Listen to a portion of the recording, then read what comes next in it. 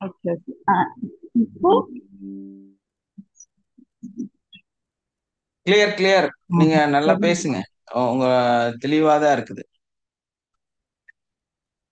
Okay okay. Thank you sir, thank you. நேத்து கூட நான் வந்து என்னோட எக்ஸ்பீரியன்ஸ் சொல்லலாம், மைக் ஆன் பண்றேன், மியூட் ஆயிடுச்சு. ஆக்சுவலி நீங்க அந்த மணி மேனிஃபெஸ்டேஷன் பத்தி சொன்னீங்க. அந்த கிளாஸ் வந்து ரொம்பவே இதா இருந்தது, interesting ஆ இருந்தது.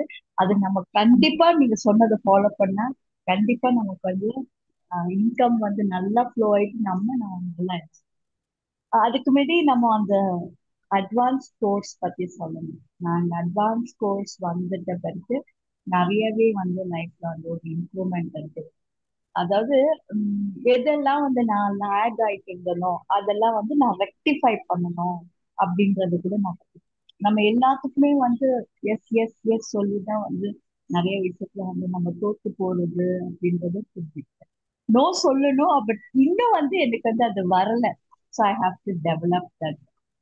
அப்புறம் இந்த இது பத்தி எல்லாம் சொன்னீங்க. பேம்பரிங் த சில்ட்ரன் அப்படின்னு சொல்லிட்டு இருந்தீங்க. அந்த நேரத்துல வந்து என்னால வந்து கேட்க முடியல. எனக்கு டிராவலிங்ல என்ன சொல்றது, நெட்ஒர்க் சரியில்லாதனால அப்புறமா வந்து உங்களோட வீடியோ வந்து யூடியூப்ல இருந்து நான் கேட்டேன். அது கேட்ட பிறகு இன்னும் வந்து என்ன சொல்றது, அது நல்ல ஒரு நம்ம ஃபேமிலி ரிலேஷன் பத்தி அது ரொம்ப சூப்பரான subject sir. Relation about family. அது ரொம்ப நல்லா. அது வந்து நம்ம வந்து கேட்டா மட்டும் போதாது, அது வந்து நம்ம அப்ளை பண்ணாதான் லைஃப்ல வந்து கண்டிப்பா சக்சஸ் வரும். நான் ஸ்டெப் பை ஸ்டெப் கொஞ்சம் கொஞ்சமா என்னை வந்து இம்ப்ரூவ் பண்ணிட்டே இருக்கிறது நான் ஃபீல் பண்றேன். ஆஹ் அந்த ஹீலிங் பண்ணி இது பண்ணிருக்கேன்ல, அட்வான்ஸ் கோர்ஸ் பண்ணிருக்கேன்ல. இன்னும் வந்து நான் வந்து அந்த ஸ்கேனிங் பண்றது வந்து இன்னும் வந்து எனக்கு வந்து அது சரியா வரல. ஸோ அது நான் எங்க லேக் ஆகுறேன் அப்படின்னு என்ன நான் ஸ்டடி பண்ணிட்டு, ஏன்னா இட் இஸ் பாசிபிள், என்னால முடியும். அதை ஸ்டடி பண்ணிட்டு அதை வந்து அந்த இது வந்து அப்டேட் பண்ணணும் அப்படின்னு நினைக்கிறேன் sir. So for that I need your guidance. இந்த ஸ்கேன் வந்து எப்படி வந்து நம்ம ஃபேமிலிக்கு பண்ணி, ஏன்னா நீங்க இப்ப சொல்லி கொடுக்குற கோர்ஸ் வந்து எப்படின்னாக்கா இது நமக்கும் வந்து நல்லா வச்சுக்கலாம், நம்ம தேடி யாராவது இருந்தாங்கன்னா அவங்களுக்கும் ஹெல்ப் பண்ற மாதிரி ஒரு அருமையான கோர்ஸ். ஸோ அந்த ஸ்கேன் கூட வந்து இன்னும் நான் நல்லா வந்து டெவலப் பண்ணிக்கணும். அப்புறம் நான் ஸ்கூல்ல எல்லாம் இருக்கிறப்போ வந்து அப்பப்போ வந்து நீங்க சொல்வீங்களே நம்மளோட ஹைட் வந்து 30 feet அப்படின்னு. ஸோ அந்த நான் பில்டிங் வந்து நான் ஸ்கூல் ப்ரொமிசஸ் பில்டிங்கை இமேஜின் பண்ணிட்டு அவ்வளோ பெருசா நான் நிற்கிற மாதிரி அங்கேருந்து மற்றவங்க எல்லாம் நடந்தாக்கா 100 இது ஸ்டெப்ஸ் நடந்து வராங்க, நான் மட்டும் 5 ஸ்டெப்ஸ் நடந்து வரேன். அந்த மாதிரி ஒரு இது இருக்கு. நிறைய நேரம் வந்து அந்த இது ஃபிளைங் சென்சேஷன் மாதிரியே இருக்கும். அப்படியே கிளாஸ்ல நின்றுட்டே இருந்தா கூட வந்து லிப்ட்ல போறப்ப நமக்கு எப்படி ஒரு மூமெண்ட் வரும், அந்த மாதிரி இதெல்லாம் வந்து இந்த கோர்ஸ் பண்ணதுல எஃபெக்ட் தான் வந்து எனக்கு இருக்கு. இன்னும் இன்னும் எஸ். இன்னும் என்ன வந்து மெருகேற்றணும், என்னோட ஸ்மால் ஸ்மால் மிஸ்டேக்ஸ் எல்லாம் ரெக்டிஃபை பண்ணுன்றதுதான் நான் ஆசைப்படுறேன் சார். இந்த கோர்ஸ் அதிகமாக ஹெல்ப்ஃபுல்லா இருக்கும். எஸ்மா, தேங்க்யூ. இப்ப நீங்க வந்து அந்த தேங்க்யூ. ஸ்கேனிங்ல வந்து பெருசா எல்லாம் ஒண்ணும் இல்லம்மா. மைண்ட் வந்து கிளியரா இருக்கணும். உங்களுக்குள்ள எந்த விதமான ஒரு வைப்ரேஷன், அதாவது ஃபியர், ஆன்சைட்டி அந்த மாதிரி எதுவும் இருக்கக்கூடாது. ஏன்னா யார் மேலயாவது கோபம், பிரச்சனை, ஃபர்கிவ்னஸ் அந்த மாதிரி எல்லாம் நிறைய பெண்டிங் வச்சுட்டு, அதே மாதிரி ஒரு தூய்மை தன்மை உங்களுக்குள்ளார ஒரு முழு தூய்மை வந்து கண்டிப்பா இருக்கும். நீங்க என்னெல்லாம் ஒரு சவுண்டா பேசுறது, அதே மாதிரி வந்து நம்ம மத்தவங்க மேல கோபத்தை திணிக்கிறது, கோபத்தை சொல்றது, அதே மாதிரி நம்ம சில தவறான விஷயங்களை வந்து நமக்குள்ள வச்சிருக்கு, இந்த எதுவுமே இல்லாம ரொம்ப தூய்மையான எண்ணத்தோட, நீங்க கிளியர் மைண்ட் செட்டோட ஃப்ரீயா உட்காந்து ஒண்ணுமே பண்ண வேண்டாம். ஸ்கேன் அப்படிங்கிறது வந்து வெரி வெரி சிம்பிள் விஷயம். நீங்க ஜஸ்ட் நேம், ஏஜ், உட்கார்றீங்க, மைண்ட ஒரே இடத்துக்கு கொண்டு வர்றீங்க, டேப் பண்றீங்க, அவ்வளவுதான். அதுக்கப்புறம் என்னெல்லாம் நான் சொல்லி கொடுத்தனோ அந்த பேஸ்டா உங்களுக்கு என்னெல்லாம் வந்து உங்களுக்கு விசுவலைசேஷன் வருதோ அதுதான் ரிசல்ட்.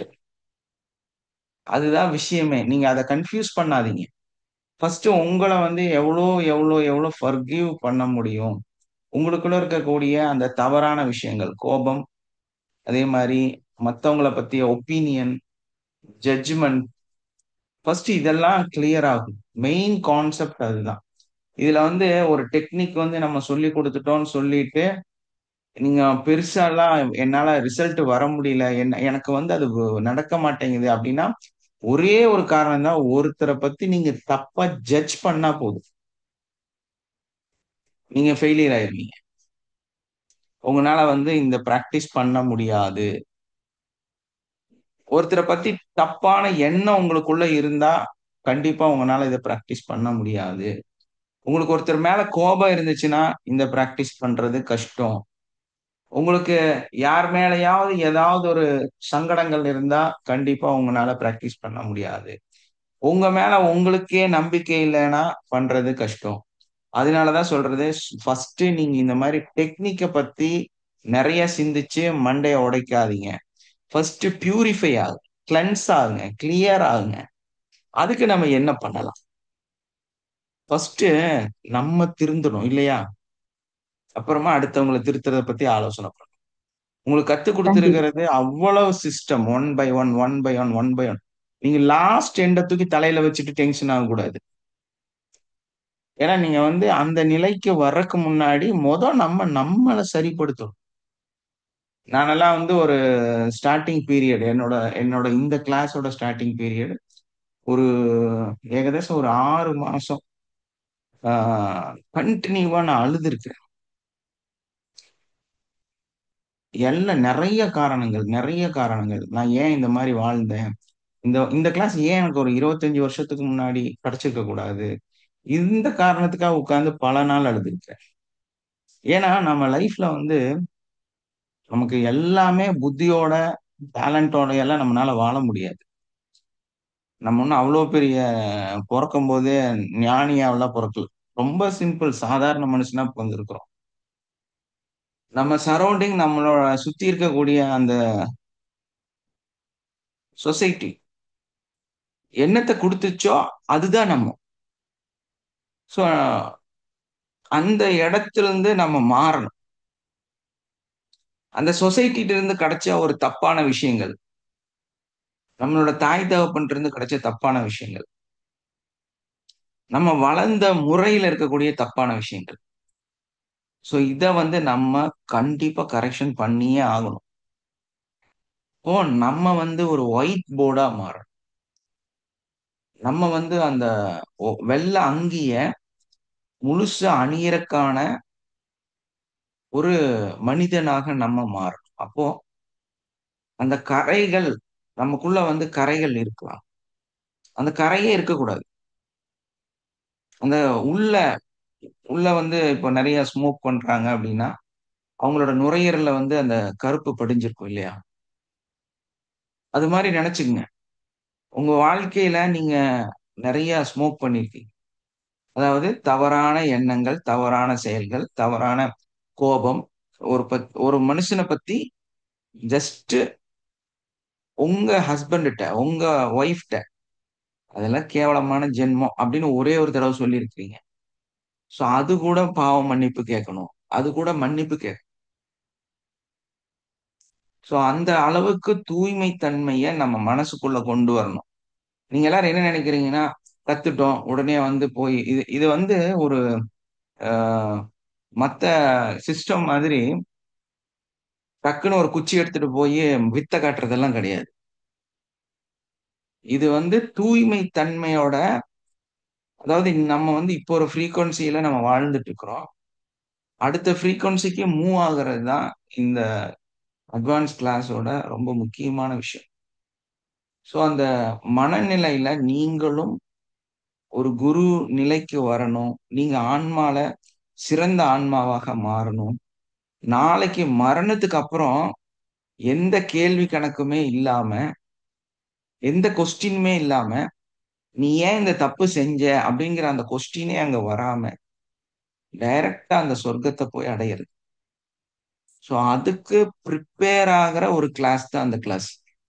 இந்த மைண்ட் செட் உங்களுக்குள்ள இருக்கும், இந்த புரிதல் உங்களுக்குள்ள இருக்கும். ஸோ நம்ம நிறைய கச்சடாவை வச்சுக்கிட்டு எனக்கு வருதில்லைன்னு சொன்னா அது வராது. என்ன ரீசன்னா நம்ம நம்மள சரியா வைக்கல. நமக்கு நிறைய நிறைய இடத்துல சொல்லுவேன், நான் ஒரு பைத்தியக்காரன், நான் ஒரு மென்டல், நான் ஒரு ஏமாளி. இந்த வார்த்தை நம்மனால நமக்கே சொல்ல முடியும் அப்படின்னா, உங்கனால உங்கள பெருசா பெருமையாகவோ மற்றவங்க மேல கோபமோ எதுவுமே இல்லைங்கிறது தான் அது பிரதிபலிக்குது. ஏன்னா என்னை பத்தி நீங்க எவ்வளவு மோசமா பேசினாலும், என் மேல வந்து எவ்வளவு குப்பைகளை கொட்டினாலும், புத்தரோட கதை உங்களுக்கு நான் சொல்லி கொடுத்திருக்கிறேன். திரும்ப அதை ரிமைண்ட் பண்றேன். அந்த ஸ்டோரியில ஒரு மனுஷன் வராரு. இவர் வந்து எப்பவும் மாதிரி பிரச்சாரம் பண்ணிட்டே இருக்கிறார். அந்த நிறைய நன்மைகளை பத்தி ஒரு மேடையில உட்கார்ந்துட்டு ஒரு பகுதியில அவரு இருக்கக்கூடிய இடத்துல உட்கார்ந்து சொல்லிட்டு இருக்கிறார். சோ அந்த ஊர் மக்களுக்கு இவர் இந்த மாதிரி எடுத்து சொல்றத பிடிக்கல. ஏன்னா அவங்க வேற மாதிரி வழிபாட்டுல வேற மாதிரி எதையெல்லாம் செஞ்சுட்டு இருக்கிறாங்க. சோ அங்க இருக்கக்கூடிய ஒரு ஊர் தலைவர், அங்க இருக்கக்கூடிய ஒரு நபர் வந்து இவரை வந்து டெய்லியும் வந்து மார்னிங் வருவாரு, அசிங்கமா திட்டுவாரு. பயங்கரமா திட்டினதுக்கு அப்புறமா ரொம்ப கோபமாயி போயிடுவாரு. இப்படி பல நாள் வந்து திட்டிட்டு இருந்தாரு. இவர் எப்பவுமே சிரிச்சுட்டு அவரை பார்த்துட்டே இருந்தார். சோ அந்த பார்த்துட்டே இருக்கும்போது ஒரு நாள் கேட்டாரு, உனக்கு எதுவுமே உள்ள இல்லையா? நீ என்ன இப்படி ஒரு ஜென்மமா இருக்கிற? உனக்கு வந்து உணர்வுகளே கிடையாதா? உனக்கு என்ன ஆனாலும் நீ சிரிச்சுட்டே இருக்கிற? உனக்கு வந்து எந்த விதமான இதுவுமே கிடையாதா? அப்படின்னு சொல்லி அசிங்கமா கேட்கிறாரு. ம், சோ அவரு கேட்கும்போது என்ன சொல்றாரு அப்படின்னா, நீங்க எனக்கு வந்து அழகான விலை ம், மதிப்பு ரொம்ப அதிகமான ஒரு கிஃப்ட வந்து எனக்கு கொடுக்குறீங்க. ம், சோ அந்த கிஃப்ட வந்து நான் வாங்கிக்கிறேனா வாங்கலையாங்கிறது தான் முக்கியமே தவிர, நீங்க எனக்கு ம், தர்றீங்களா இல்லையாங்கிறது முக்கியம் கிடையாது. ம், சோ நீங்க கொடுத்த கிஃப்ட நான் வாங்கவே இல்ல. அத உங்களுக்கே நான் குடுத்துட்டேன். அது ரொம்ப விலை உயர்ந்ததுன்னு எனக்கு தெரியுது. இருந்தாலும் அந்த கிஃப்ட்ட நான் வாங்கல. அத உங்களுக்கே நான் குடுத்துட்டேன். சோ அது உங்களுக்கு தான் சொந்தமானது. அந்த கிஃப்ட்ட நீங்க ஓப்பன் பண்ணி பார்த்தீங்கன்னா, உங்களுக்கு தான் அது தெரியும். சோ அதோட விலை என்னங்கிறது உங்களுக்கு தான் தெரியும். அதனால எனக்கு அத பத்தி எந்த விதமான கவலையும் இல்ல. எந்த விதமான ரெஸ்பான்ஸும் இல்ல. அத பத்தி நான் எத பத்தியும் நினைக்கிறதே இல்ல அப்டின்னாரு. அவரு ம், சொன்ன அந்த கிஃப்ட்ங்கிறது அந்த மனிதர் சொன்ன வார்த்தைகள். சோ அதே மாதிரியான ஒரு மனநிலை. நம்ம எவ்வளவுதான் யார் வந்து நம்மை தூற்றினாலும், போற்றினாலும் நமக்கு எந்த ஃபீலும் வரக்கூடாது. ம், உங்கனால அந்த இடத்துல இருக்க தெரியணும். உங்க கணவன் மனைவிக்குள்ள பிரச்சனை வருதா? ம், அந்த அவங்க வந்து உங்கள அசிங்கமா திட்டுறாங்களா? "நீ எல்லாம் என்ன வேலை செஞ்ச?" அப்படி இப்படின்னு. இப்போ உங்க மனசுக்குள்ளார ஒரு நூல் அளவு கூட அந்த கணவன் மேல கோபமே வரக்கூடாது. ம். எப்ப அந்த நிலை உங்களுக்கு வருகிறதோ, அன்னைக்கு உங்களோட ஸ்கேனிங் கரெக்ட்டா நடக்கும். ஓகே. புரியுதா உங்களுக்கு? Thank you thank you. Thank you sir. அதுதான் நான் எனக்கு பர்சனலா ஏற்படுற இதெல்லாம் கூட உங்களுக்கு வந்து நான் வாய்ஸ் மெசேஜ் அனுப்பிட்டு தான் நான் இருப்பேன். சோ உங்களால நான் வந்து என்ன ஸ்டடி பண்ண முடியும் இல்லையா? ஆனா நான் நைட்டு அஹ், அஹ், 3:30க்கு அனுப்புறது கொஞ்சம் கஷ்டமான விஷயம். அது எனக்கு அது எனக்கு விடிய காலம் இல்ல சார். நான் 3 மணிக்கு தான் சார் எழுந்திருக்கிறது. அது விடிய காலம் நான் இல்ல எனக்கு. எந்திரிக்க மாட்டேனே. நான் 5 மணிக்கு தானே எந்திரிப்பேன். இன்னைக்கு என்ன அது விடிய காலம் 3:30 மணிக்கு எனக்கு என்ன கூப்பிட்டு விட்டீங்க? மெசேஜ் தான் போட்டேன் 3:30க்கு உங்க அவ்வளவு. மெசேஜ் எல்லாம் பார்த்தேன் நான் உட்கார்ந்து. அது எனக்கு விடிய காலம் இல்ல சார். இல்ல அது ஏன் வச்சிருக்கிறோம்னா, எமர்ஜென்சிக்காக 5 ம், மணிக்குள்ளார யார் மெசேஜ் பண்ணாலும், எமர்ஜென்சிக்காக அந்த டைம்ல எந்திரிச்சு, அவங்களுக்காக ம், ஹீலிங் பண்றது, அவங்களுக்காக ஏதாவது செஞ்சு குடுக்குறது. சபானா வந்து இன்னைக்கு 4:53க்கு கூப்பிட்டாங்க. சோ உடனே ம், எந்திரிச்சு அவங்களுக்கு ஹீலிங் குடுத்தோம். சோ இது வந்து எமர்ஜென்சிக்காக நெறைய பேத்துக்கு நம்ம வந்து மிட் நைட்ல கூட எந்திரிச்சு செஞ்சு குடுக்குறோம். அது எமர்ஜென்சிக்காக. பட் மெசேஜ் ஃபார்வர்ட் பண்றது நீங்க 3:30க்கு பண்ணா அது எனக்கு பெரிய டிஸ்டர்பன்ஸ் தான். ஒரு 5 மணிக்கு மேல பண்ணுங்க, ஒன்றும் தப்பு இல்லை. Okay okay okay sir. சரி. அது ஒரு ஓகே மெசேஜ் இல்ல, கிட்டத்தட்ட நிறைய மெசேஜ் இருந்துச்சு. அதனால சார். போன் ரிங் ஆயிட்டே இருந்தது. ஓ. ம். சரி, ஓகே, நத்திங். அது நான் பார்த்துட்டேன், உங்களுக்கு தெரியல அதை செஞ்சீங்க, நான் அதை சரி. கவனிச்சிட்டேன். ஆனா ஆஃப்டர் 5க்கு மேல மெசேஜ் பண்ணுங்க. ஷோர் சார், கால் ஷோர். பண்றது ஒரு 10 மணிக்கு மேல கால் பண்ணுங்க எப்பவுமே எல்லாரும். ஏன்னா ஓகே 10 சார். மணி வரைக்கும் எனக்கு ஏதாவது எல்லாம் இருக்கும். ம் ம். எனக்கு நேத்துல இருந்து உடம்பும் சரியில்லை சார். ஃபர்ஸ்ட் பொண்ணுக்கு ம். உடம்பு முடியல, அப்புறம் பையனுக்கு, அப்புறம் டக்குன்னு எனக்கும் வந்து நேத்தெல்லாம் உடம்புல சரியான தூக்கம் இல்ல, ஸ்கூல் டென்ஷன்னால நேத்தெல்லாம் முடியவே இல்லை உடம்பு. நானே வந்து செல்ஃபா வந்து அதுதான் நான் மெசேஜ் பண்ணேன், ஹீலிங் கொடுங்க அப்படின்னு சொல்லிட்டு நானும் ட்ரை பண்ணேன் ஹீலிங். இல்ல, நம்ம வந்து ம் அதை கரெக்டா பார்த்துட்டு என்ன பிரச்சனை, எங்க ஸ்ட்ரக் ம் ஆயிருக்கிறீங்க, எங்க வந்து உங்களுக்கு அந்த இதுக்கான காரணம் என்னன்னு கண்டுபிடிச்சு அதுக்கு ம். கரெக்டா கொடுத்தீங்கன்னா சரியாயிடும். ஓகே. ம் இப்போ உங்களுக்கெல்லாம் இன்னொரு விஷயம் என்னன்னா, இந்த ம் ம் அட்வான்ஸை பொறுத்தவரையிலும் ம் நம்ம எக்கோ வந்து வெளியே கொண்டு வரோம் அப்படிங்கிறது என்ன அப்படின்னா, ம் இப்போ உங்கள்கிட்ட வந்து உங்களோட இந்த பாஸ்ட் லைஃபே இல்ல, ம். இல்லையா? அப்ப நீங்க என்னவா இருக்கணும்? ஒரு பிரசன்ட்ல நியூ மட்டும்தான் பார்ன் இருக்கணும். இந்த மாதிரி. ஆமா அந்த நியூ பர்த் முடிச்சு வந்திருக்கிறீங்க. ஆமா ஸோ ஆமா. அந்த ம் ஒயிட் போர்டு அப்படிங்கிறது வந்து கண்டிப்பா இருக்கணும். அதுல எதுவுமே இருக்கக்கூடாது. ஆமா. கம்ப்ளீட் ஒயிட், கம்ப்ளீட், அந்த மனசும் ஒயிட்டா இருக்கும். ஸோ அதுல ம் வந்து நிறைய இடத்துல ம் அஹ், நம்ம ஸ்ட்ரக் ஆகிறது என்னன்னா நம்மளோட ஃபீலிங்ஸ் தான். ஆமா. ஸோ ம் நம்மளோட மனசுல இருக்கக்கூடிய சில கோபங்கள், இல்லைன்னா வந்து நாளைக்கு என்ன பண்றது அப்படிங்கிறத பத்திய கவலைகள், ம் நம்ம நெக்ஸ்ட் இப்போ இப்படி இந்த பிரசன்ட் மூமெண்ட்ல ஒரு சின்ன நெகட்டிவ் நடக்கும்போது அந்த ம் நெகட்டிவை பத்தி ரொம்ப ஃபியர் ஆகுறது, ம் கவலைப்படுறது, இதுதான் உங்க பிரச்சனை. Very simple. ம் ம் இதெல்லாம் வந்து நம்மளால சரிப்படுத்த முடியும். இதெல்லாம் ஒரு ம் விஷயமே கிடையாதுன்னு நீங்க புரிஞ்சிட்டீங்கன்னா ம் உங்களால ஈஸியா, தெளிவா, ம். சிம்பிளா அடுத்த கட்டத்துக்கு மூவ் ஆக முடியும். நம்ம மைண்ட்ல ஓகே. திரும்ப திரும்ப நமக்கு ஒன்னே ஒண்ணுதான் சொல்லிட்டே இருக்கணும்.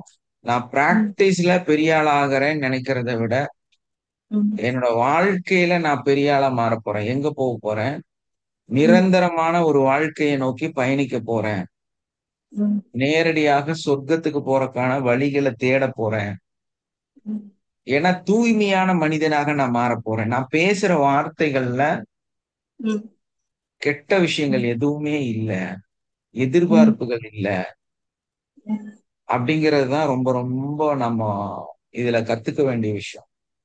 ம் அப்போ இது வந்து ஒரு நாள்ல கத்துக்க முடியுமா? 2 நாள்ல கத்துக்க முடியுமா? அங்க வந்தோனே கத்துக்க முடியுமா? இல்ல ம் வந்து ஃபுல்லா கிளாஸ் அட்டெண்ட் பண்ணால கத்துக்க முடியுமான்னா, அது முடியவே முடியாது. ம் ம். இதான் தேங்க் யூ உண்மை. For the clearance sir. அது அந்த கிளியரன்ஸ்க்காக தான் நான் உங்ககிட்ட கேள்வி கேட்டேன். எஸ். எனக்கு கரெக்ட். புரிஞ்சிச்சு சார். நல்லாவே நீங்க வந்து எனக்கு விளக்கம் சொல்லிட்டீங்க. கண்டிப்பா அப்ப நாம என்ன என்னால முடியும் பண்ணணும்? சார். ம் ம் இதுக்கு நம்ம சொல்யூஷன் என்ன? என்ன பண்ணணும் அப்படின்னா, ம் டிராவல் பண்ணணும். அப்ப நம்மளோட ம் வந்து திரும்ப திரும்ப நான் என்ன ம் சொல்றேன்னா, உங்களுக்கு டைரக்ட் மென்டர் நான் தான். ம் அட்வான்ஸ் பொறுத்தவரையிலும் நான் தான் உங்களுக்கான மென்டர். ம் நான் பேசிக் கிளாஸ்ல இருக்கிறவங்களுக்கு நான் எந்த விளக்கமுமே கொடுக்கறதே கிடையாது. ம் அத பத்தி ம் நான் பெருசா அவங்கள்ட்ட பேசுறதும் கிடையாது. ம் அவங்களுக்கு வந்து நம்ம கீழ இருக்கிறவங்க, நம்ம கூட இருக்கிறவங்க, அவங்க ம் தான் வந்து அத டேக் கேர் பண்றாங்க. ம் அவங்க கிட்ட அத குடுத்துட்டு, நான் உங்களுக்காக ம் அட்வான்ஸ் முடிச்சவங்களுக்காக 1 டூ 1 நீங்க எப்ப வேணாலும் எனக்கு கால் பண்ணலாம். ம் அட்வான்ஸ் கம்ப்ளீட் பண்ண இங்க எத்தன பேர் இருக்காங்களோ, அத்தன பேர்த்துட்டயும் கேளுங்க. ம் எல்லாருமே என்ன 1 டூ 1 கால் பண்ணி பேசி யாருக்கு வந்து பேசிக்ல வந்து 1-to-1 கிளாஸ் உங்களுக்கு ஃபோன் பண்றதுக்கு அனுமதி கிடையாது. ம், நீங்க மெசேஜ் ஒன்லி. உங்களுக்கு வந்து ஃபோன் வந்து ஒன்லி நீங்க வாட்ஸ்அப்ல மெசேஜ் பண்ணணும். அவங்க வந்து ரிப்ளை கொடுப்பாங்க. அப்படிதான் உங்களுக்கு வந்து அங்க. பட் இங்க வந்து அப்படி கிடையாது. ம், கம்ப்ளீட்டா வந்து ஒரு ஒரு சந்தேகத்துக்கும் நீங்க ட்ரை பண்ணி பாருங்க. உங்களுக்கு ம், கிடைக்கலன்னா எனக்கு கால் பண்ணுங்க. நீங்க ம், அத ஃபீல் பண்ணுங்க. கிடைக்கலன்னா எனக்கு கால் பண்ணுங்க. ம், அப்படிதான் உங்களை வந்து நான் இத சொல்லி வச்சிருக்கிறேன். அதே மாதிரி நீங்க ம், பிராக்டிஸ் பண்ணிட்டு நீங்க உங்களுக்கு என்ன வருதோ அதை என்கிட்ட ஷேர் பண்ணணும். ம். ஏன்னா ஒரு மாதிரி யாருக்குமே வந்து பேட்டர்ன்ல வர்றதே கிடையாது. என்ன கண்டிப்பா சார். காரணம்? நான் சொல்லணும். எங்க ஹஸ்பண்டுக்கு நீங்க கிளியரன்ஸ் பண்ணேன்னு சொல்லியிருக்கீங்க இல்லையா? ஆமா. சோ கொஞ்சம் வந்து எனக்கு அது வந்து நல்லாவே ஃபீல் பண்றேன் நான். மிந்தி இருந்ததோட கொஞ்சம் நல்லாவே மாற்றம் தெரியுது.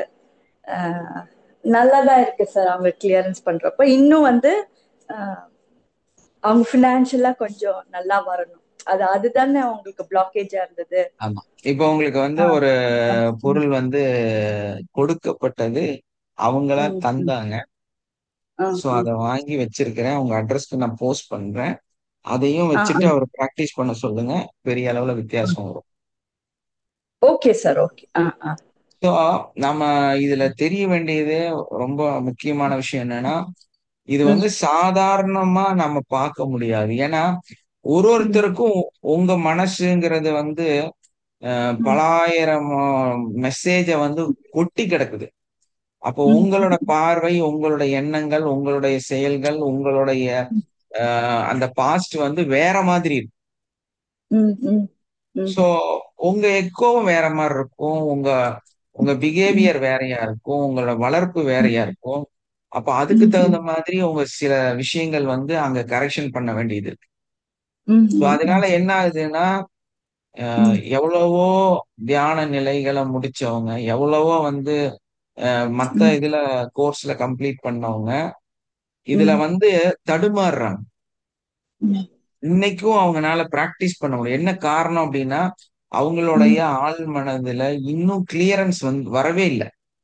ம், ம், எத சிந்திக்க கூடாதோ அதையெல்லாம் சிந்திக்கிறாங்க. ம், அவங்கனால அவங்கள கண்ட்ரோல் பண்ண முடியல. அவங்களோட எமோஷனல வந்து இன்னுமே சரிப்படுத்த முடியல. ம், நம்ம அததான் சொல்றது. நீங்க வந்து உங்க உடம்புக்குள்ளார, உங்க ம், மனசுக்குள்ளார அந்த ம், ஆன்மாவ வந்து நம்ம தெளிவா பார்க்கிறோம். அந்த ம், ஆன்மாவை தூய்மைப்படுத்துகிறோம். அந்த ம், ஆன்மாவோட செயல்களை மாற்றுகிறோம். அந்த ம், ஆன்மா வந்து நாளைக்கு நேரடியா எங்க போணுமோ, அங்க போறதுக்கான வழிகள உங்களுக்குள்ள ஏற்படுத்துறோம். அப்போ ம், ஒரு மனிதன் வந்து பெரிய ம், மனிதனாக, மிகப்பெரிய ரிச் ஆகணும் அப்படின்னு நெனச்சா, நான் நேத்து ம், பேசின அதே சப்ஜெக்ட் தான். நீங்க வந்து ம், ஒரு காமத்தை நோக்கி பயணிக்கக்கூடிய மனிதராக இருந்தால், உங்களோட ம், எண்ணங்கள் வந்து ஒரு ஆண் வந்து ஒரு பெண்ண பத்தியோ, இல்ல வந்து அந்த ஒரு தவறான காமம் சார்ந்த விஷயங்கள ச நெனச்சுக்கிட்டு, அந்த மாரி வாழக்கூடிய மனிதராக இருந்தால், அவருக்கு அது மட்டும் தான் கிடைக்கும். ம், பணம் எல்லாம் கிடைக்காது. ம், ஒருத்தர் வந்து குடும்பத்த பத்தியும், குழந்தைகள பத்தியும் அத ரொம்ப ஃபோர்ஸா வந்து கவனிச்சுட்டே இருக்காருன்னா, அவருக்கு குடும்பம் சார்ந்து மட்டும் தான் கிடைக்கும். ம், ம், ஒருத்தர் வந்து சமுதாயத்தை சார்ந்து, சமூகத்தை சார்ந்து, பொது நலத்த ம், பத்தி நெனச்சு நடக்கிறாருன்னா, அவர் அதை சார்ந்து தான் போவார். ம், ஒருத்தர் வந்து இந்த நேச்சுரல பத்தி நெனச்சு, இயற்கைய பத்தி நினைத்து, அதற்காக தன்னை அர்ப்பணிச்சாருன்னா, அது அந்த வழியில தான் அவர் போவார். ம், இது எல்லாம் மிங்கில் ஆகாது. ம், இது நமக்கு ஃபர்ஸ்ட் இது தெரிஞ்சுக்கணும். அப்ப நம்ம வந்து ஒரு மல்டி பில்லியனராக மாறணும். நம்ம வந்து நம்ம வாழ்க்கை மாறணும். நம்ம மேல ம், வரணும்னு நெனச்சா, இந்த எல்லா சம்பவத்தையும் நீங்க வுட்டுட்டு, இந்த ம், ஒண்ண மட்டும் ஃபோக்கஸ் பண்ண ஆரம்பிக்கணும். ம், இல்ல எனக்கு வந்து இதுல வந்து உடன்பாடு இல்ல. பணம் மட்டும் வாழ்க்கையில நெனச்சீங்கன்னா, நீங்க என்ன ம், சூஸ் பண்றீங்களோ, அதுல தான் வாழ முடியும். ஏன்னா நீங்க தான் டிசைட் பண்றீங்க. அந்த புவர் மைண்ட் செட் என்ன சொல்லி தரும் அப்டின்னா, பணம் வந்து ஒரு விஷயமே இல்ல. பணம் வந்து வாழ்க்கை இல்லன்னு சொல்லுவாங்க. ம், பணம் இல்லாதவன், பணம் படைக்காத மனிதர், யாருக்குமே பிரயோஜனம் இல்லாத ஒரு கதவு மாதிரி, இல்லைன்னா ஒரு ஒரு மரம் மாதிரி. அந்த மரத்தை இழைச்சு அதை வந்து ஒரு டோரா மாத்தினாதான் ஒரு வீட்டுக்கே பாதுகாப்பான பொருளா மாறும். அப்ப அது எதுக்காக உருவாக்கப்படுதுங்கிறது தான் முக்கியம். அந்த பொருள் அந்த பொருளாக மாறினாதான் அது வந்து அந்த பொருளுக்கு உபயோகமாக மாறும். அப்போ உங்ககிட்ட நிறைய பணம், பெரிய இண்டஸ்ட்ரியல், நீங்க 4 பேர்த்துக்கு வேலை கொடுக்குறீங்க அப்படின்னா அந்த 4 குடும்பமும் சாப்பிடுற சாப்பாட்டுக்கு நீங்க தான் நன்மையை கொடுக்கக்கூடிய மனிதர். அந்த பிரபஞ்ச சக்தி நேரடியா வந்து ஒரு மனுஷனோட பாக்கெட்ல பணத்தை வச்சு அரிசி வாங்கி வீட்டுல கொடுத்து சாப்பாடு சமைச்சு கொடுக்காது. அது எப்படி நடக்கும் அப்படின்னா, நீங்க ஒரு 5 பேர்த்துக்கு வேலை கொடுத்துருக்கிறீங்க. உங்க கீழே வந்து ஒரு 5 பேர் இருக்காங்க. அவங்களுக்கான எல்லா தேவைகளும் நீங்க முழுசா பூர்த்தி செய்யற அளவுக்கு நீங்க வந்து உங்களோட அறிவு, உங்களோட ஸ்கில்லு, உங்களோட டேலண்ட், உங்களுடைய நாலேஜ் அதை வச்சு நீங்க ஒரு கம்பெனியை ரன் பண்றீங்க அப்படின்னா அந்த 5 ஸ்டாஃபுக்கும் நீங்க தான் காசு கொடுக்குறீங்க. அந்த பிரபஞ்ச சக்தி உங்களை வந்து நிர்ணயம் பண்ணிருக்கு அந்த இடத்துல. இப்ப நீங்க வந்து ஒரு ஸ்கூல்ல வேலை செய்றீங்க.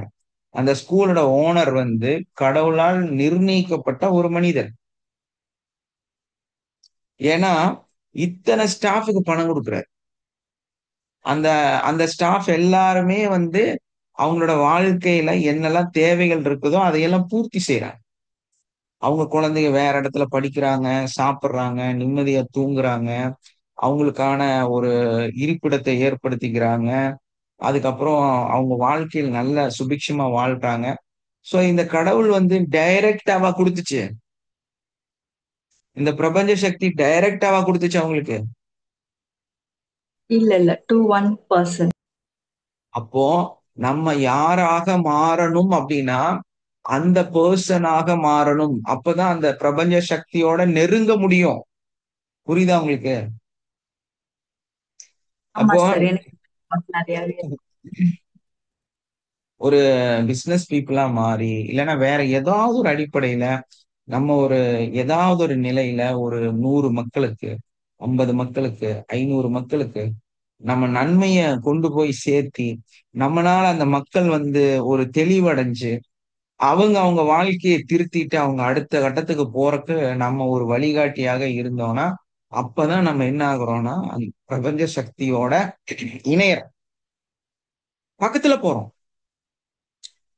அந்த கடவுளோட அந்த பிரபஞ்ச சக்தியோட பக்கத்துல நம்ம போயிட்டே இருக்கும்போது நம்ம போறது எங்கன்னா ஒரு பிரம்மாண்டமான ஜோதி. அது அந்த ஜுவாலை ஒரு சும்மா அதோட ஒரு துகள்ல கோடி கோடி கோடி நேனோ சின்ன அளவுல இருக்கக்கூடிய ஒரு துகள் நம்ம மேல பட்டுருச்சுன்னா பஸ்பமாயிருக்கும். அந்த மாதிரி ஒரு பிரம்மாண்டத்தை நோக்கிதான் நம்ம பயணிக்கிறோம். அது அந்த அளவுக்கு நம்மளை வந்து பஸ்பம் படுத்தக்கூடிய, நம்மளை ஒண்ணும் இல்லாம ஆக்கக்கூடிய ஒரு விஷயம் அது. சோ நம்ம அங்க டிராவல் பண்ணும்போது நம்மளை எந்த அளவுக்கு ப்ரொடெக்டிவா மாத்தணும் அப்படின்னா அந்த தூய்மை தன்மை காற்றாக நீங்க மாறணும். உங்க உடல், உங்களுடைய மனசு, உங்களுடைய சிந்தனைகள் ஒரு காத்தை நம்மனால கண்ணுல பார்க்கவே முடியாது இல்லையா? It's a transparent. காத்து நம்ம கண்ணுக்கு முன்னாடி இருக்குது, ஆனா நம்ம அந்த காத்தை பார்க்கல, அந்த பக்கம் இருக்கக்கூடிய பொருளை நம்ம பார்த்துட்டு இருக்கோம். சோ அவ்வளோ டிரான்ஸ்பரண்டா இருக்குது. உங்க வாழ்க்கையும் உங்களோட எண்ணங்களும் உங்களுடைய சிந்தனைகளும் நீங்க எப்படி இருக்கணும்னா அப்படி டிரான்ஸ்பரண்டா இருக்கணும், ஒரு காற்றாக இருக்கணும். எப்ப நீங்க அந்த காற்றாக மாறுறீங்களோ அப்பதான் வந்து உங்களோட அந்த உள்ள தூய்மை வந்து மேலும் மேலும் மேலும் அதிகமாகுது. அப்ப நமக்கு என்னன்னா மனசுல கசடே இல்லை, எந்த விதமான கெட்ட எண்ணங்களும் நமக்கு இல்ல, எந்த விதமான எதிர்பார்ப்பும் இல்ல, எந்த விதமான ஒரு மன வலிகளும் இல்ல. அப்ப நம்ம அதை எப்படி ஏற்படுத்துறதுங்கிறது தான் இந்த கிளாஸ். அதை கத்துக்கிறதுக்கு தான் நம்ம வந்து அதை கத்து கொடுத்துருக்கோம். சோ நீங்க ஸ்டெப் பை ஸ்டெப் உங்களை நீங்க கரெக்ஷன் பண்ணியே ஆகணும். நீங்க காற்றாக மாறியே தீரணும். இதுக்கப்புறம் கேளுங்க டெக்னிக்கல் ஏன் ஒர்க் ஆகலன்னு. இங்க வந்து டூல் வச்சுட்டு மெக்கானிக்ஸம் கத்து கொடுக்கல. நட்டு போல்ட் எடுத்து டைட் வைக்கிறதுக்கு கத்து கொடுக்கல. ஏன்னா இந்த பக்கம் லெஃப்ட்ல 4 டைட் பண்ணு, ரைட்ல 4 டைட் பண்ணு, மேல இருக்கிற பட்டன் அமுத்துங்கிறது அல்ல. இது இன்னர் எனர்ஜி. இத கண்ணுல பார்க்க முடியாது, உணரதான் முடியும். நீங்க உள்ள தூய்மை இல்லாம எப்படி உங்களையே நீங்க உங்க கண்ணாடியில பார்த்தா உங்களை அசிங்கமா தெரியும் போது நீங்க எப்படி அடுத்த கட்டத்துக்கு போக முடியும்? புரியலையா? ஆமா சார். நம்மள பாக்குறோம். எல்லா உங்க உங்க 4 கான்செப்ட் சொல்லி கொடுத்துரு இல்லையா? 4 கான்செப்ட் சொல்லி கொடுத்துரு. ஃபர்ஸ்ட் கான்செப்ட் என்ன? அக்செப்டன்ஸ். உங்களுக்கு கத்து கொடுக்கறதுல மெயின் கான்செப்ட் என்ன? அக்செப்டன்ஸ். எதை புரியணுமோ அதை புரியாம நட்டு போல்ட் எடுத்துட்டு போய் நிக்க கூடாது. நம்ம நிக்க வேண்டிய இடம் வந்து ஃபர்ஸ்ட் அக்செப்டன்ஸ். சோ நீங்க என்ன நிலைக்கு வந்திருக்கிறீங்க? ஃபர்ஸ்ட் விஷயத்துக்கு தெளிவா இருக்கிறோமா? இந்த உலகத்தில் இருக்கக்கூடிய அத்தனை மனிதர்களையும் ஃபர்ஸ்ட் கான்செப்ட், அத்தனை மனிதர்கள் அப்படின்னா ஃபர்ஸ்ட் கொஸ்டினே என்னன்னா, உன்னுடைய மனைவியோட நீ எந்த அளவுக்கு உள்ள தூய்மையோட நேர்மையா இருக்கிறங்கிறது ஃபர்ஸ்ட் கான்செப்ட். உங்க கணவனோட நீங்க எந்த அளவுக்கு உள்ள தூய்மையோட நேர்மையா இருக்கிறீங்கிறது ஃபர்ஸ்ட் கான்செப்ட். அங்கதான் அக்செப்ட் எவ்ரி ஒன். அவங்க எப்படி வேணாலும் இருக்கலாம், என்ன மாதிரி வேணாலும் இருக்கலாம், எவ்வாறாக வேணுமானாலும் இருக்கலாம், எதுவாக வேணாலும் இருக்கலாம், அவர் யாராக வேணுமானாலும் இருக்கலாம். அவர்களை முழுமையாக ஏற்றுக்கொள்ள வேண்டும். ஒரு மெடிடேஷன்லயும் சொல்ற வார்த்தை புரியுதா உங்களுக்கு? என்ன புரியுது? அப்போ அங்க கரெக்ஷன் இருக்கு. ஃபர்ஸ்ட் கரெக்ஷன் அங்க இருக்கு. நான் ஃபர்ஸ்ட் மண்டி போட்டு அழுதது என்னோட மனைவிட்டு தான். நான் ஃபர்ஸ்ட் மன்னிப்பு கேட்டதும் அங்கதான். ஃபர்ஸ்ட் கடவுளே அதுதாங்க. அந்த கடவுள் பிரபஞ்ச சக்தியே அதுதான். புரியல உங்களுக்கு? அங்க அங்க வந்து மனிதர்கள் உங்களை மன்னிக்க வேண்டும். அப்புறம் தான் பிரபஞ்ச சக்தி உங்களை மன்னிக்கும். ஃபர்ஸ்ட் மனுஷங்களை மன்னிக்கணும். மனுஷங்களை மன்னிக்கலைன்னா பிரபஞ்ச சக்தி உங்களை மன்னிக்காது. அப்போ நம்ம எங்க எல்லாம் தப்பு பண்ணிருக்கோம்? ஃபர்ஸ்ட் நம்ம ஓ எங்க எல்லாம் அப்ப நான் என் ஹஸ்பண்ட் கிட்ட ஃபர்கிவ்னஸ் கேட்கணுமா சார்? ஏன்னா நான் ரொம்ப திட்டிருக்கேன், ரொம்ப இது பண்ணிருக்கேன். ஃபர்கிவ்னஸ் கேட்கணுமா என் கணவர் கிட்ட? ஒரு வார்த்தையும் ஒரு நாளும் ஒரு கிழமையும் ஒரு நிமிடமும் நீங்க கேட்டே தீரணும். Okay okay sure, thank you.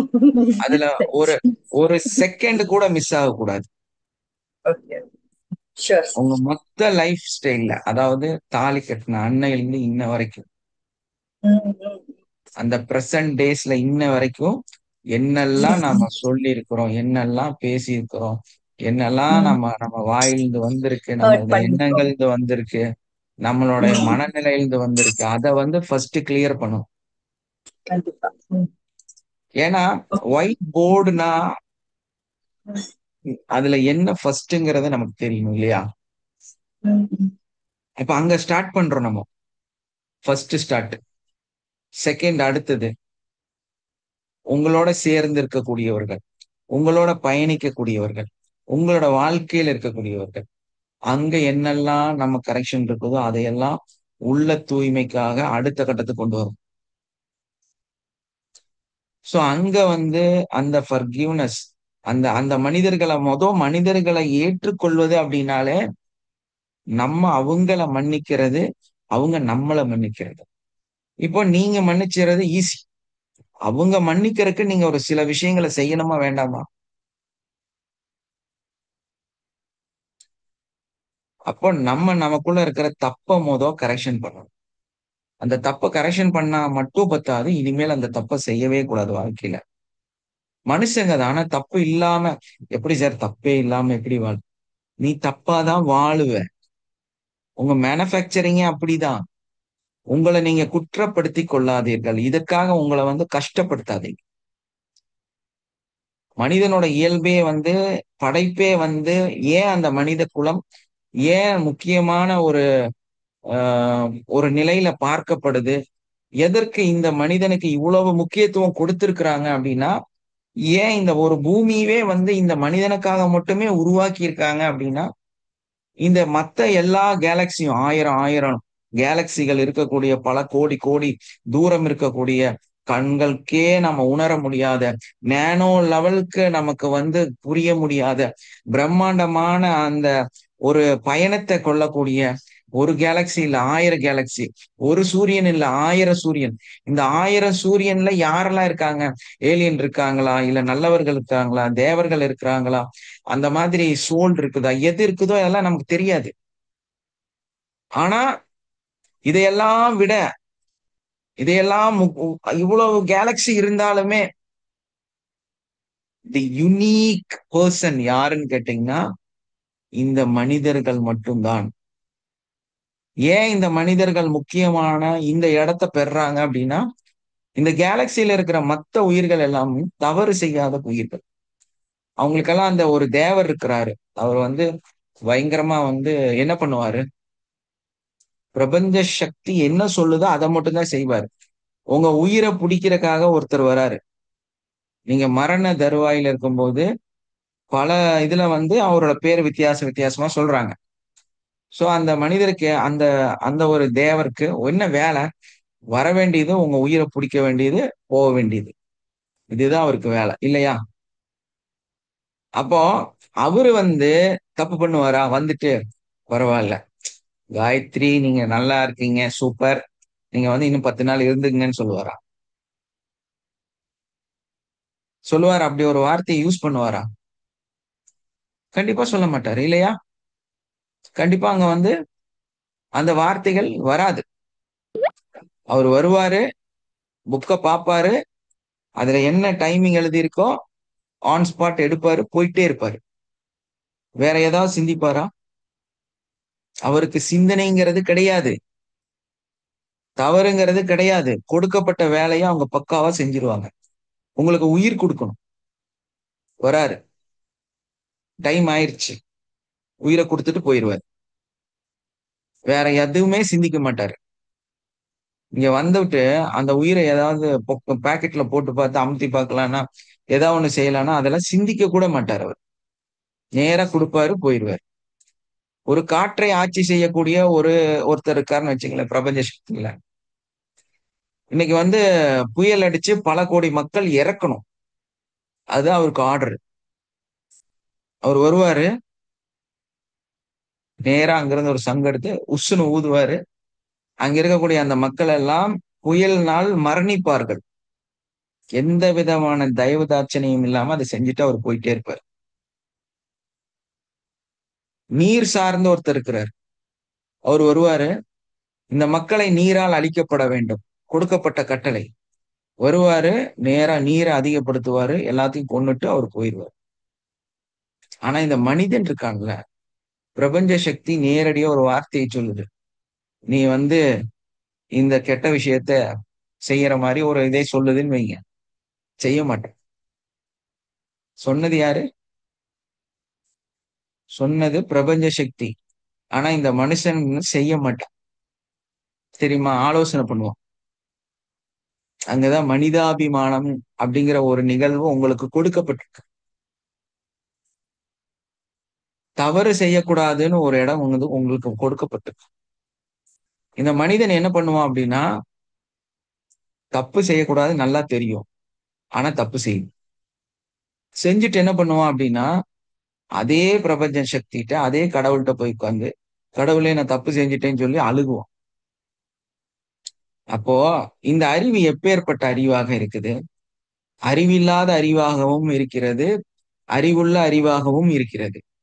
இந்த மாதிரி பல அறிவுகளோட அறிவில்லாமையும் தவறுகள் செய்யக்கூடியவனாகவும் தவறு இழைத்துட்டு அதை திருத்தக்கூடியவனாகவும் எல்லாமே செய்யக்கூடிய பல நவ ரசங்களை கொண்ட மனிதன் தான் யுனிக்கான நீங்க. சோ அதனால நீங்க தவறு செஞ்சிருப்பீங்களா அப்படின்னா நிச்சயமா செஞ்சிருப்பீங்க. அது உங்களுக்கு அனுமதிக்கப்பட்டது. அப்போ உங்களுக்கு அனுமதிக்கப்பட்டிருக்கு. ஆனா அதுக்கு அடுத்த கட்டம் என்ன அப்படின்னா, அந்த தவறை நம்ம திரும்ப செய்யக்கூடாது. அதுக்கு நம்ம மன்றாடணும், அது கேட்கணும். அதைத்தான் அந்த பிரபஞ்ச சக்தி விரும்புது. இவன் தப்பு செய்வான், என்னை மறக்க மாட்டான், வந்து திரும்ப என்கிட்ட என்ன பண்ணுவான்னா மன்னிப்பு கேட்டு அழுகுவான், அப்புறம் திரும்ப போய் அதே தப்ப செய்வான். சோ திரும்ப வந்து என்கிட்ட அழுகுவான். இது பிரபஞ்ச சக்திக்கு பிடித்த ஒரு செயல். ஏன்னா ஒரு தாயோட மனநிலை அந்த பிரபஞ்ச சக்தியோட மனநிலைன்னு சொல்லும். சோ ஒரு தாய் வந்து ஒரு குழந்தை எப்படி பார்ப்பாங்க? ஒரு குழந்தை இருக்குது, அங்க இருக்கிற அந்த இதை தட்டி விட்டுறாதமா, அது உளுந்துரும்னு சொன்னா தட்டி விட்டுரும். அப்புறமா அது உளுந்ததுக்காக கத்தி அழுது சாரி இனிமேல் நான் செய்யவே மாட்டேமான்னு ப்ராமிஸ் பண்ணும். ப்ராமிஸ் பண்ணும். ப்ராமிஸ் பண்ணிட்டு மறாவது நாளும் தட்டி விட்டுரும் இல்லையா? அப்பவும் அவங்க அம்மா என்ன சொல்லுவாங்க? தட்டி விடாதமா உளுந்துருமான்னு சொல்லுவாங்க. அப்பவும் அந்த குழந்தைய அரவணைச்சுக்குவாங்க. சோ இந்த தன்மை, இந்த மனசுதான் அந்த பிரபஞ்ச சக்தியோட மனசுங்கிறது. சோ இந்த மாதிரி நமக்கு நம்மளை அந்த நிலையில வச்சு பார்க்கறத தான் பிரபஞ்ச சக்திங்கிறது. சோ நம்ம உள்ள தூய்மை அப்படின்னா நம்ம அந்த அந்த இடத்துக்கு நம்ம டிராவல் பண்ணணும். தப்பு செஞ்சுக்கிட்டே இருக்கிறதல்ல வாழ்க்கை. நீங்க தப்பு செய்யக்கூடியவங்க தான். தப்பு செஞ்சாச்சு, இனி நம்ம என்ன பண்ணணும்? திருத்திக்கணும் நம்மள. எஸ், நீங்க திருந்தாம எதுவும் நடக்காது. நீங்க இனிமேல் அந்த தப்பை செஞ்சா உங்களுக்கு சுபிக்ஷம் வராது. அந்த தப்பை செய்யாத அளவுக்கு நீங்க மாறணும். உங்க வாழ்க்கை ஒரு ஒயிட் போர்டாக மாறணும். நமக்கு எவ்வளவோ காரணங்கள் வந்து இந்த இந்த உலகத்துல இருந்துகிட்டே தான் இருக்குது. பிரச்சனைகள் இருந்துகிட்டே தான் இருக்குது. நம்ம அதனாலதான் இந்த நவரசத்தோட இந்த இந்த உலகம் வாழ்ந்துட்டு இருக்குது. ஆனா எல்லாமே இந்த மனிதனுக்காக மட்டுமே படைக்கப்பட்டு கொண்டிருக்கிறது. இந்த உலகத்தோட பல மாற்றங்களும் பல செயல்களும் பல வித்தியாசமான சூழல்களும் இங்க உருவாகி கொண்டே இருப்பது ஒரே ஒரு ஆளுக்காக தான். அது இந்த மனித குலத்துக்காக மட்டும்தான். ஒரு சிங்கம் பிறக்கிறது எதுக்குன்னு கேட்டா நிச்சயமா அந்த மனிதனுக்காக தான். ஒரு மரம் முளைப்பது எதற்காக என்றால் இந்த நிச்சயமாக அந்த மனிதனுக்காக தான். கடலில் இருக்கக்கூடிய தண்ணி எதற்காக என்றால் இந்த மனிதனுக்காக மட்டும்தான். இந்த காற்று எதற்காக என்றால் இந்த மனிதனுக்காக மட்டும்தான். புரியுதா உங்களுக்கு? உண்மைதான் இங்க சார், உண்மைதான். சிங்கம் புலி வாழ்றதுக்கெல்லாம் இங்க வந்து அவர்கள் வந்து உங்களுக்காக உருவாக்கப்பட்டவர்கள். உங்களோட வாழ்க்கைக்காக உருவாக்கப்பட்டவர்கள். எப்போ உங்க வாழ்க்கைக்கு அந்த டைனாசர்ஸ் தேவையில்லைன்னு தோணுதோ டைனாசர்ஸ் தான் சூக்கப்பட்டது இந்த பூமியிலிருந்து. நீங்கள் அல்ல, உங்க மூதாதையர் அல்ல. நீங்க வாழ்ந்துட்டு தான் இருக்கிறீங்க. இங்கிருந்து நீக்கப்பட்டது அந்த பிரம்மாண்டமான மிருகங்கள் மட்டும்தான். ஏன் இந்த இடத்துல அது தேவையில்லை. பறவைகள் இன்னைக்கு வந்து குறைஞ்சிட்டு இருக்குதுன்னா மேபி அந்த பறவைகள் நம்மளோட ஃபியூச்சர்ல தேவையில்லாத ஒரு பொருளா இருக்கலாம். ஏன்னா நம்ம டூம்குள்ள வாழலாம், நம்ம வந்து எப்பவுமே ஏசியில இருக்கிற மாதிரி ஒரு சிஸ்டமேட்டிக்குள்ளார போகலாம். என்ன வேணாலும் வருங்காலத்துல நடக்கிறதுக்கு வாய்ப்பு இருக்கு. அப்ப நமக்கு அங்க வந்து பறவை தேவையில்லாத ஒரு பொருளா இருக்கும். நமக்கு அது பெரிய பிரச்சனைகளை உருவாக்கக்கூடியதாக இருக்கும். சோ அந்த கடவுள், அந்த பிரபஞ்ச சக்தி அதை நீக்கி கொண்டு இருக்கிறது. புரியுதுங்களா? எல்லாமே அப்படிதான். இந்த உலகம் அப்படிதான் பயணிச்சுட்டு இருக்கு. நம்ம நினைச்சிட்டு இருக்கிறோம் நம்ம தான் எல்லாமே செஞ்சுட்டு இருக்கிறோம், நம்ம தான் எல்லாமே, நமக்கு தான் எல்லாமே தெரியும் நினைச்சிட்டு இருக்கிறோம். நமக்கு தெரியாத பல, நம்மனால கணிக்க முடியாத, இதுதான் இந்த உலகத்துல நடக்க போகுதுன்னு நம்மனால யூகிக்க முடியாத ஒரு மிகப்பெரிய பயணத்தை வந்து இந்த உலகம் பயணிச்சுக்கிட்டே இருக்குது. அடுத்த கட்டத்தை நோக்கி போய்கிட்டே இருக்குது.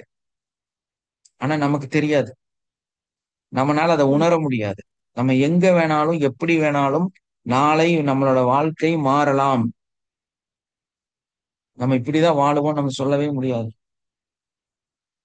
ஏன்னா இன்னைக்கு வந்து நீங்கெல்லாம் பிளைன்ல பறந்துடலான்னு பெருசா நினைச்சிட்டு இருக்கிறீங்க. ஆனா நம்ம வந்து வாழ்க்கை வந்து கேப்சூல்குள்ளார வாழ போறோம்னு ஒரு கட்டம் ஒரு நபர்கள் சொல்லிட்டு இருக்காங்க. கேப்சூல், அதாவது நம்ம இப்போ ஒரு இடத்துல ஏறி உட்கார்ந்தோம்னா ஒரு கேப்சூல் மாதிரி இருக்கும். அந்த கேப்சூல் வந்து நிமிஷத்துல பல 1000 கிலோமீட்டர் கொண்டு போய் நம்மளை விட்டுரும். இந்த மாதிரி ஏதோ எல்லாம் வித்தியாசமா நடந்துகிட்டே தான் இருக்குது. இந்த பூமியோட வளர்ச்சியும் வாழ்க்கையும் வித்தியாசங்களும் நடந்துகிட்டே தான் இருக்குது. சோ எது மனிதனுக்கு தேவையில்லையோ அது இந்த பூமியிலிருந்து நீக்கப்படும். இந்த பூமிக்கு தேவையில்லாத பொருள் அல்ல நீக்கப்படுது, இந்த பூமியே வேணுமானாலும் நீக்கப்படும் இந்த மனிதனுக்காக. எல்லாமே இந்த மனிதனை ஃபோக்கஸ் பண்ணி தான் இருக்குது. நீங்க இந்த மனிதனை மதிக்கலைனா, இந்த மனிதனிடம் மன்னிப்பு கேட்கவில்லை என்றால் உங்கள் மனசு, உங்களோட வாழ்க்கை மாற்றத்தை சந்திக்காது. அப்போ நம்ம செய்ய வேண்டிய ஃபர்ஸ்ட் விஷயம் அக்செப்டன்ஸ். அப்படின்னா எல்லா மனிதர்களையுமே, எல்லா விதத்திலையுமே, எல்லா மனநிலையிலும், எல்லா வித்தியாசங்களிலும் இருக்கக்கூடிய எல்லா மனிதர்களையும் நம்ம ஏற்றுக்கொள்ள வேண்டும். அவங்க மனநிலை எப்படி வேணாலும் இருக்கலாம், எவ்வளவு மோசமா வேணாலும் இருக்கலாம், அவங்களோட குணங்கள் எப்படி வேணாலும் இருக்கலாம். ஆனா நமக்குள்ள அவங்கள பத்தி எந்த ஜட்ஜ்மெண்ட் இருக்கக்கூடாது. அவங்கள பத்திய நம்மளோட எந்த ஒரு கருத்துமே நமக்கு இருக்கக்கூடாது. அவர்களை அவர்களாகவே நீங்க பார்க்கக்கூடியவராக இருக்கும். நம்மளோட எந்த கேரக்டரையும், நம்மளோட எந்த ஒரு விஷயத்தையும் அவங்களுக்குள்ள நம்ம கொண்டு போகவே கூடாது. சோ அவங்களாவே விட்டுறணும். இது உங்களோட குழந்தைகளாக இருந்தாலும் சரி, நீங்களாக இருந்தாலும் சரி, உங்களோட கூட இருக்கக்கூடிய ரிலேஷன் யாராக இருந்தாலும் சரி, நீங்க ரோட்ல போகும்போது ஒரு மனிதர்களாக இருந்தாலும் சரி, நீங்க எங்கேயா இருக்கிறீங்களோ அங்கேயாக இருந்தாலும் சரி, ஃபர்ஸ்ட் நம்ம அவங்களாக விட வேண்டும். அவங்களாகவே நாம் ஏற்றுக்கொள்வதற்கு நாம தயாராக இருக்கும். நம்ம நிறைய கான்செப்டை நமக்குள்ள வச்சுக்கிட்டு, நிறைய விஷயத்த நமக்குள்ள பிம்பங்களை ஏற்படுத்திட்டு, எல்லைகளை ஏற்படுத்திட்டு, அதுக்குள்ளார இன்னொருத்தரை கொண்டு வரணும்னு நம்ம நினைக்கும் போதுதான் அங்க நிறைய பிரச்சனைகள் உருவாகுது. சோ நம்ம என்ன பண்ணோம்னா, அவங்க பவுண்டரியில அவங்க எப்படி இருக்கிறாங்களோ அப்படியே அதை விட்டுட்டு நம்ம அவங்களை ஏத்துக்கணும். உங்க காம்பவுண்ட் வாழ்ந்து பக்கத்து வீட்டுக்கார்ட்ட பேசுற மாதிரி அவருக்கும் உங்களுக்கு எந்த கனெக்ஷனும் இருக்காதா, ஆனா ஒரு நட்பு மட்டும் இருக்கும் இல்லையா? அவர் உங்களை பத்தி நல்லா விசாரிப்பாரு, நீங்களும் அவரை பத்தி விசாரிப்பீங்க. ஆனா நீங்க உங்க வீட்டுக்குள்ள வாழ்ந்துட்டு இருப்பீங்க, அவர் வீட்டுக்குள்ள வாழ்ந்துட்டு இருப்பாரு. உங்களுக்கும் அவருக்கும் வந்து எந்த டிஸ்டர்பன்ஸும் இருக்காது.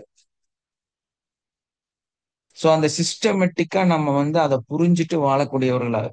அப்போ அவர் வந்து உங்க வீட்டுல வந்து சமைச்சு கொடுக்கலைனாலும், உங்களுக்கான சம்பாதியத்தை உங்க கையில கொண்டு வந்து தரலைனாலும் அவரை நீங்க நேசிக்கிறீங்க இல்லையா? அவரு கூட நல்லா பழகுறீங்க. அவர் வந்து எப்படி மோசமானவரா இருந்தாலும் நீங்க அவரை ஏத்துக்கிட்டீங்க, ஏன்னா உங்களோட நெய்பர். ஏன் உங்க கூட இருக்கிறவங்களை உங்களால ஏற்றுக்கொள்ள முடியவில்லை? உங்களோட இருக்கிறவர்களை உங்களால் ஏன் ஏற்றுக்கொள்ள முடியவில்லை? ஏன்னா நம்ம கிட்ட உள்ள தூய்மை இல்லை. நம்ம ஒயிட் போர்டா இல்ல, நம்ம கிட்ட கரை இருக்கு.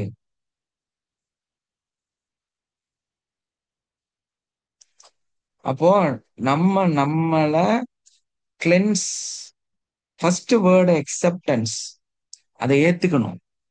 அதுக்கு எப்படி நம்ம சரிப்படுத்துறது அப்படின்னு நினைக்கும் போதுதான் அடுத்த கட்டத்துக்கு நம்ம போறோம்.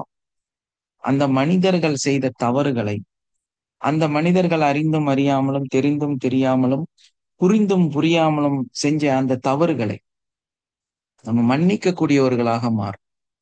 அந்த மன்னிக்க கூடிய ஒரே தகுதி இருக்கிறவர் யாருன்னு கேட்டா, இந்த பிரபஞ்சத்தையே உருவாக்கிய அந்த பிரபஞ்ச சக்தி மட்டும்தான். ஆனா நீங்களும் மன்னிக்கிற தகுதியில இருக்கிறீங்க. இதனால உங்களுக்கு என்ன புரியுது? நிறைய மத்த சிஸ்டத்துல எல்லாம் சொல்லி தருவாங்க, நீங்களும் வந்து ஒரு பிரபஞ்ச சக்தி தான், உங்களுக்குள்ளும் ஒரு பிரபஞ்சம் இருக்கிறது, நீங்களும் வந்து அந்த பெரும் சக்தியோட ஒரு ஆற்றல் தான். இங்கதான் நீங்க அந்த ஆற்றலா மாறுறீங்க. உங்களுக்கு அந்த தகுதி கொடுக்கப்படுது. எப்ப நீங்க வந்து அந்த ஜோதியிலோட ஒரு ஜோதி தான் நீங்க. மத்த இதுல உங்கள்கிட்ட வந்து சொல்லக்கூடிய சில நிகழ்வுகள் அந்த பிரபஞ்சத்தோட இன்னொரு பிரபஞ்சம் தான் நீங்க அப்படின்னு சொல்லும் போது இதோட உண்மையான அர்த்தம் என்ன அப்படின்னா, அந்த பிரபஞ்ச சக்தியோட சில செயல்கள் உங்களுக்கும் அனுமதிக்கப்படுகிறது. அது என்னன்னு கேட்டா, அதுதான் அந்த மன்னிக்கிற குணம். ஏன்னா அப்பேற்பட்ட அந்த சக்தி அதை செய்யும் பொழுது, அதை வந்து நமக்கு அந்த இடத்தை கொடுக்கும் பொழுது நீங்க அதுவாக மாற ஆரம்பிக்கிறீங்க. அதை நோக்கி பயணிக்க ஆரம்பிக்கிறீங்க. அப்ப நமக்கு மன்னிக்கிற தன்மை இல்ல, ஏற்றுக்கொள்ளக்கூடிய தன்மை இல்ல, மன்னிப்புக்கு கேட்கக்கூடிய மனநிலை நமக்குள்ள இல்ல. நிறைய குற்றங்களையும் குறைகளையும் மற்ற மனிதர்கள் மேல நம்ம சாட்டக்கூடியவர்களாக நம்ம இருக்கிறோம் அப்படின்னா நம்ம கிளென்ஸ் ஆகாம இருக்கும். சோ அப்ப நம்ம கிட்ட இருக்கிற தவறுகளை நம்ம வச்சுட்டு இதுக்குள்ள பயணம் பண்றது கொஞ்சம் கஷ்டம் தான். உங்களுக்கு புரியாது. It's not a tool, it's a energy. ஒரு ஒரு பிரம்மாண்டமான ஒரு தூய்மை தன்மையோட ஒரு இலையை எப்படி மேல இருந்து ஒரு ஒரு இறகு கீழே விழுகும் போது எவ்வளவு டைம் எடுக்குது இல்லையா?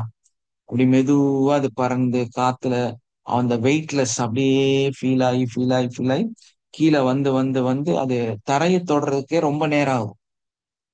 ஒரு 10 அடி இருந்து போட்டா அது ஒரு எப்படியும் ஒரு 3 நிமிஷம் 4 நிமிஷம் எடுத்துட்டு தான் கீழே வரும். அந்த அளவுக்கு நம்மளுடைய மனசு தூய்மையாக வெயிட் இல்லாததா இருக்கும். அந்த வெயிட்லெஸ். அப்போ நம்மளோட ஆன்மா, நம்மளோட எண்ணங்கள், நம்மளோட செயல்கள், நமக்குள்ள இருக்கக்கூடிய பல கோபம், தாபம், அந்த மற்றும் விரக்தி, அந்த வாழ்க்கையோட விரக்தி, இந்த மாதிரி கவலை, என்னெல்லாம் ஒரு பயம், இந்த மாதிரி எவ்வளவு பிரச்சனைகள், எமோஷனல் ஃபீலிங்ஸ், அதாவது உணர்வுகள், அந்த உள்ளத்துல வந்து சங்கடங்கள், இந்த மாதிரி என்னென்னமோ எல்லாம் உங்களுக்கு நிறைய இருக்கு. நிறைய எண்ணங்கள் இருக்கு. நான் தான் இந்த உலகத்தையே தூக்கிட்டு நடக்கிறேன்னு நினைச்சிட்டு இருக்கிறீங்க. உங்க குடும்பத்துல இருக்கிற எல்லாத்தையும் நீங்க தான் தலைக்குள்ள போட்டுன. ஒரே ஒரு நிமிஷம் ஒரு விஷயத்த நல்லா புரிஞ்சுக்கங்க. இன்னைக்கு வந்து இப்போ பிரசன்ட் டைம் 7:10 7:11 உங்களால நீங்க உயிரோட இருப்பீங்கன்னு கேரண்டி கொடுக்க முடியுமா? யாருனாலும் கேரண்டி கொடுக்கவே முடியாது. 7:11 நம்ம எல்லாருமே இங்க உயிரோட இருப்போமாங்கிறதே ஒரு மிகப்பெரிய கேள்விக்குறிதான். கேரண்டி ஏன்னா கொடுக்க முடியாது. அதற்கான அத்தாட்சி எஸ் தான் சார்.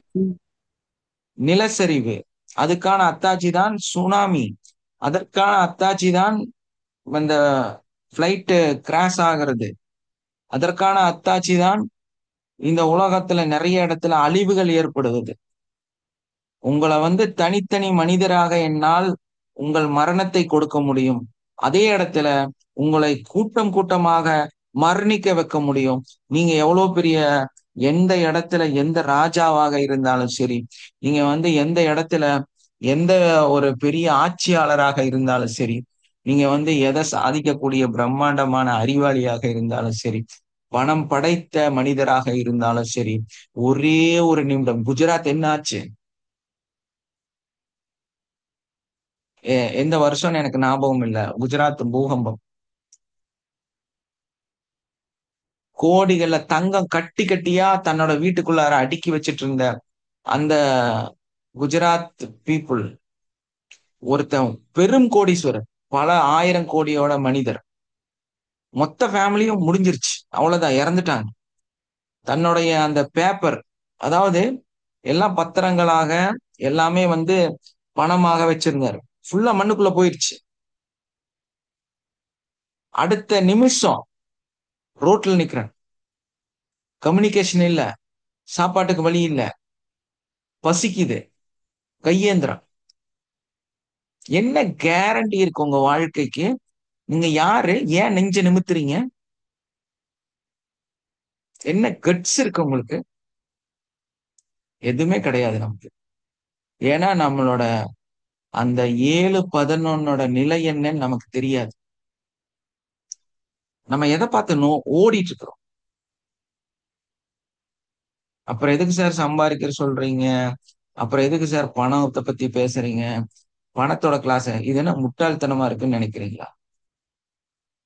7-12க்கு நீங்க உயிரோடு இருக்கிறீங்கன்னா அந்த 7-12க்கு ஏதோ ஒரு நன்மையை செஞ்சுட்டு இருக்கணும். ஏன்னா 7-13க்கு திரும்ப நீங்க இறக்கறதுக்கு வாய்ப்பு. சோ நமக்கு ஒரு வாய்ப்பு கிடைச்சிருச்சு. 11-12க்கு வாழ்றதுக்கான வாய்ப்பு கிடைச்சிருச்சு. அந்த வாய்ப்பை நன்மையாக மாற்ற வேண்டாமா? அந்த வாய்ப்பை சரிப்படுத்த வேண்டாமா? அதுக்குதான் உழைங்கன்னு சொல்றது, அதுக்குதான் சம்பாதிங்கன்னு சொல்றது. உங்களோட குடும்பத்தை பாக்குறது உங்க சொர்க்கத்துக்கு போறதுக்கான ஒரு வழி. தெரியுமா உங்களுக்கு? உங்க குடும்பத்துக்கு நீங்க சம்பாரிச்சு காசை ஃபுல்லா செலவு பண்றீங்க. உங்க குடும்பத்தை பார்த்துக்கிட்டு அவங்க குழந்தைகளை பேணி வளர்த்தி அதை இது பிரபஞ்ச சக்தியோட செயலை நீங்க செய்யறீங்க. அவ்வளவுதான். ஒரு உயிரை பாதுகாக்கிறது, அதுக்கான உடை, அதுக்கான உணவு, அதுக்கான நீர், அதுக்கான இருப்பிடத்தை ஒரு தகப்பன் கொடுக்குறான், ஒரு தாய் கொடுக்குறாங்க. அப்ப இது யாரோட செயல்? பிரபஞ்ச சக்தியோட செயல். இத நீ ஒழுக்கமா செஞ்சீன்னா நீ யாரு? பிரபஞ்சம். கடவுள்னு கடவுளை நோக்கி போறோம் அப்படிங்கிறது இதுதான். உங்க உங்க இந்த விஷயத்தை செய்யும் போது நீ பிரபஞ்சத்தோட ஒரு துகளாக மாறுகிறாய். இதுதான் உங்க கடமை. இதை செய்யும் போதுதான் நம்ம அதோட இணையிறோம். ஏன்னா பிரபஞ்ச சக்தி நேரா இறங்கி ஒரு குழந்தைக்கு பால் கொடுக்கல, அது உருவாக்கதான் செஞ்சிருக்குது. அந்த பால் கொடுத்தது அந்த தாய். அந்த பால் கொடுத்தப்ப அந்த தாய் பிரபஞ்சமாக மாறுகிறாள். புரியுதா உங்களுக்கு வாழ்க்கை என்னன்னு? அதுக்குதான் சொல்றது, நீங்க இந்த உலகத்துல ஒரு நாள் ஒரு நிமிடம் நீங்க உயிரோடு இருக்கிறீங்களா, உழைங்க, சம்பாதிங்க. உங்களுக்கு மட்டும் இல்ல, உங்க கூட இருக்கிறவங்களுக்கும் கொடுங்க. அதுக்கு மேல உங்களால கொடுக்க முடியுமா, 50 பேத்துக்கு வேலை கொடுங்க. அந்த அளவுக்கு நீங்க வளருங்க. அப்ப நீ யாராக மாறுகிறாய் அப்படிங்கிறத இங்க கொஸ்டின். இங்கதான் அந்த தூய்மை தன்மையை நோக்கி, அந்த பிரபஞ்சத்தை நோக்கி நம்ம ஒரு ஒரு படிக்கட்டா வைக்க ஆரம்பிக்கிறோம். ஏன்னா அதோட செயலை நீங்க செய்யறீங்கல்ல. ஒரு மனிதன் நோய்வாய்ப்படுறாங்க, அவங்க ஒரு டேக் கேர் எடுத்து அவங்கள பாதுகாத்து அவங்களோட மரணம் வரைக்கும் நம்ம அதை பாதுகாத்து. இது யாரோட செயல்? ஒரு ஒரு விதையை விதைத்தவன் அறுவடை செய்வான். விதைத்தவன் அந்த பிரபஞ்ச சக்தி, அவன்தான் அறுவடை செய்ய வேண்டும். ஆனா அறுவடை செய்யறது யாரு? அந்த உயிரை பாதுகாத்து கொண்டிருக்கக்கூடிய ஒரு நபர். சோ அவர்கள் யார்? அங்கதாமா பிரபஞ்ச சக்தியே இருக்கு. நீங்க தான் அது. இப்ப நீங்க கேவலமா இருந்தா, அசிங்கமா இருந்தா நீங்க எப்படி அதுவாக மாற முடியும்? அப்ப இந்த உள்ள தூய்மை, இந்த ஒரு ஒயிட் போர்டு அப்படிங்கறதெல்லாம் எங்க வருது? நம்ம யாராக மாறுகிறோம்னா, அந்த மனிதாபிமானம், அந்த மனசு, அந்த உள்ள தூய்மை, அந்த நம்மளுடைய அந்த பார்க்கும் பார்வை, எண்ணங்கள், செயல்கள், நடக்கிற முறை, இதையெல்லாம் பொறுத்துதான் எல்லாமே இருக்குது. அப்ப நமக்குள்ள பலவிதமான தவறுதலை வச்சுட்டு நம்ம இதுக்குள்ள டிராவல் பண்ணணும்னு நினைச்சா, ஐ எம் சோ சாரி, உங்களால இதுல சரியா டிராவல் பண்ண முடியாது. கண்டிப்பா உங்களுக்கு அட்வான்ஸ் கிளாஸ் கூட உங்களால வாழ்க்கையில் அட்டன் பண்ணவே முடியாது. எவ்வளவோ வாய்ப்புகள் உங்களை தேடி வரும், எவ்வளவோ நிகழ்வுகள் உங்ககிட்ட. பணங்கிறது ஒரு சாதாரண விஷயம். ஆனா உங்களால அட்வான்ஸ் கோர்ஸ்குள்ளார கூட வர முடியாது. அதையும் தாண்டி நீங்க எல்லாம் அட்வான்ஸ்குள்ளார வந்திருக்கிறீங்க அப்படின்னா, எங்கேயோ ஒரு மூலையில உங்களை அந்த பிரபஞ்ச சக்தி தேர்ந்தெடுக்கிறது. அது லவ் பண்ணுது உங்களை, உங்களை உங்களை அப்படி கையில தூக்குது. அந்த சாக்கடைக்குள்ள இருந்து உங்களை ஒரு விரல் அப்படி தூக்குது. அதுக்குத்தான் அந்த கிளாஸ். சோ அந்த சாக்கடையில இருந்து நம்ம வெளியே அப்படியே அதே சாக்கடையோட இருக்க முடியுமா? தூய்மை ஆகணும் இல்லையா? கிளீன் ஆகணும், கிளென்ஸ் ஆகணும். அந்த கிளென்ஸ் ஆகிறதுக்கு தான் நீங்க இந்த கான்செப்டை சரியா புரிஞ்சுக்க. கான்செப்டே புரியாம எனக்கு அது வரல இது வரலன்னு சொன்னா வராது. மைண்ட்ஃபுல்னஸ் உங்களுக்கு இங்கிலீஷ்ல கொஞ்சம் சொன்னா இன்னும் கொஞ்சம் புரியும் போல இருக்கு. மைண்ட்ஃபுல்னஸ் இல்லையா?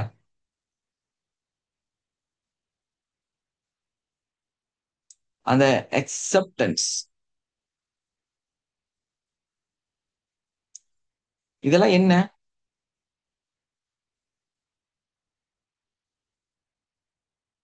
சோ இதெல்லாம் நமக்குள்ளார வந்துட்டு தான் நம்ம அடுத்த கட்டத்துக்கு போக முடியும். தூரத்துல இருந்து பார்த்துட்டே இருக்கிறதுனால உங்களால ஒண்ணும் நடக்க போறது இல்ல. உங்களுக்கு ஏன் நடக்கலைன்னா உட்கார்ந்து ஆலோசனை பண்ணி பாருங்க.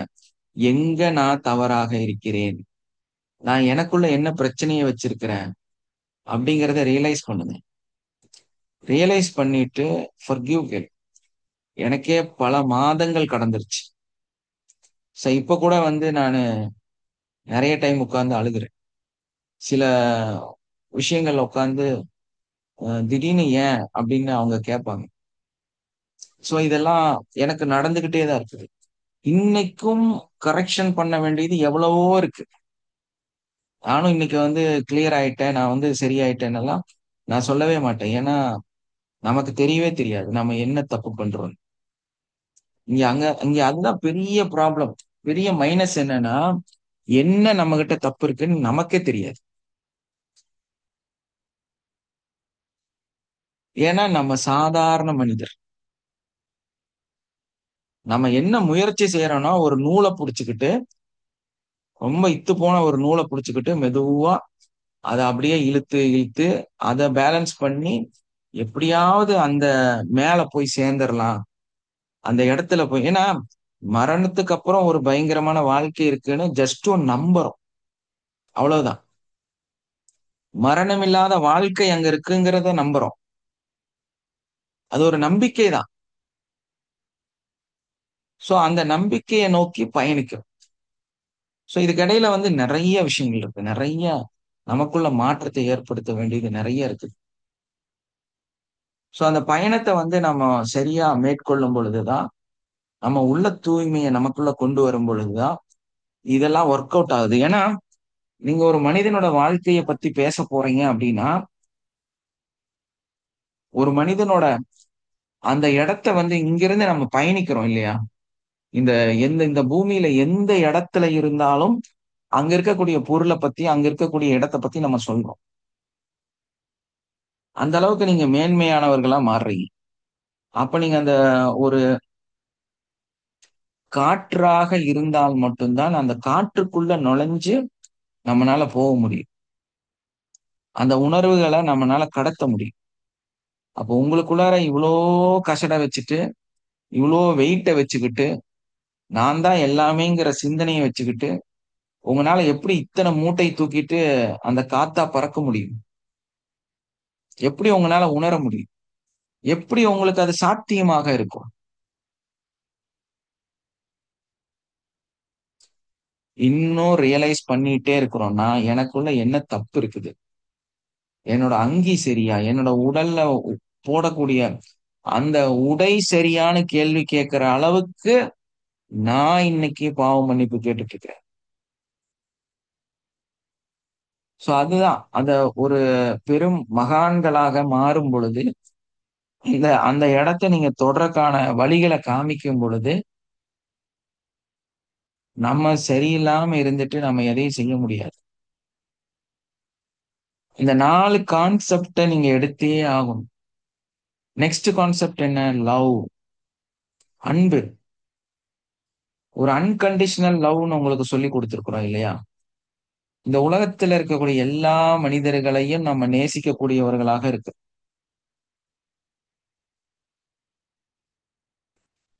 அப்ப நம்ம பாக்குறவங்கள, நிக்கிறவங்கள, நடக்கிறவங்கள, அவங்க எப்படி இருந்தாலும், எவ்வளவு மோசமா இருந்தாலும், என்ன நிலையில இருந்தாலும், நம்மளோட அன்பை மட்டுமே அவங்களுக்கு கொடுக்குறோம் அப்படின்னா, நம்ம முகத்துல ஏதாவது ஒரு கோபம் வருமா? நம்ம முகம் சேஞ்ச் ஆகுமா? விகாரமாக நம்ம முகம் மாறுமா? மாறாது இல்லையா? அப்ப நம்ம என்னவா இருப்போம்? அன்பை கொடுக்கும் போது நல்ல முகம், சிரிச்ச முகமா இருக்கு, பிரகாசமா இருக்கு, தேஜஸ். உங்க முகத்துல ஒரு நல்ல தேஜஸ் தெரியுது அப்படின்னா அது சும்மா வராது, அது சும்மா கிடைக்காது. பார்த்தாலே ஒரு பிளசன்ட் கிடைக்குது, உங்களை ஃபீல் பண்ண ஒரு பிளசன்ட் வருது அப்படின்னு வரும் பொழுது அங்க என்ன நமக்கு தேவை அப்படின்னா அன்பு.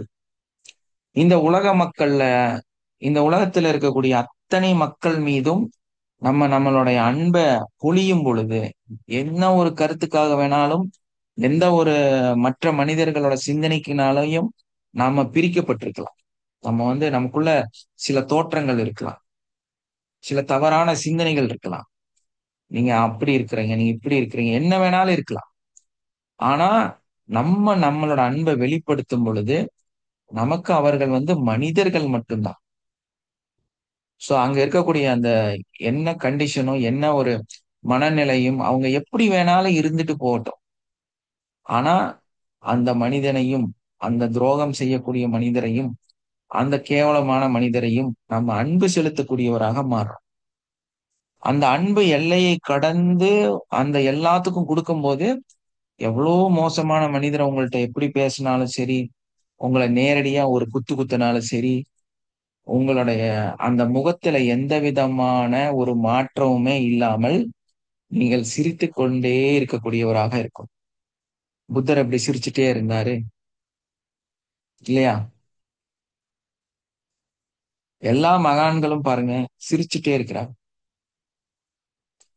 சோ ஏன் அவங்க சிரிச்சுட்டே இருக்கிறாங்கன்னா, அவங்க எல்லாத்தையுமே நேசிக்கிறாங்க.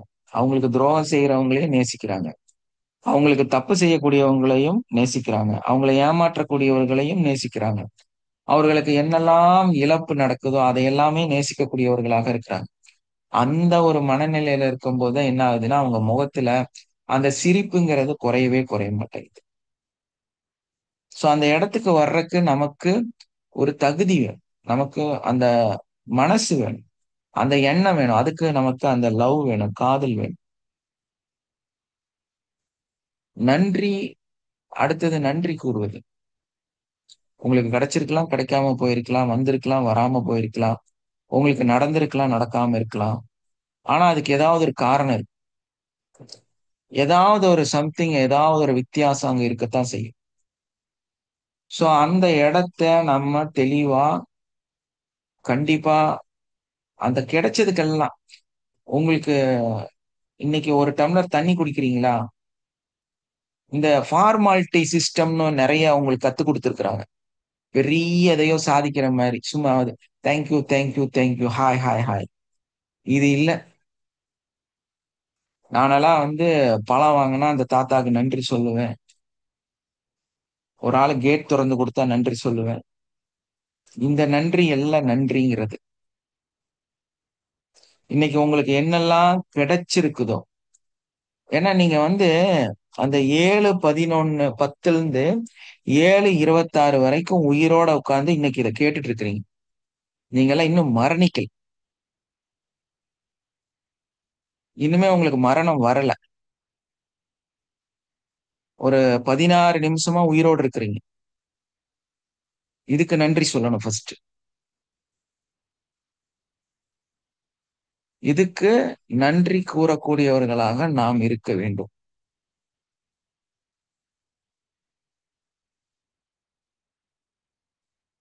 நம்ம இந்த நன்றிய சொல்லாம இருந்தோம்னா டூ லைஃப். ஆமா, 16 நிமிஷமா உயிரோடு இருக்கிறோம் நம்ம எல்லாம். பழக்கடைக்காரனுக்கு நன்றி சொல்றதெல்லாம் நன்றி.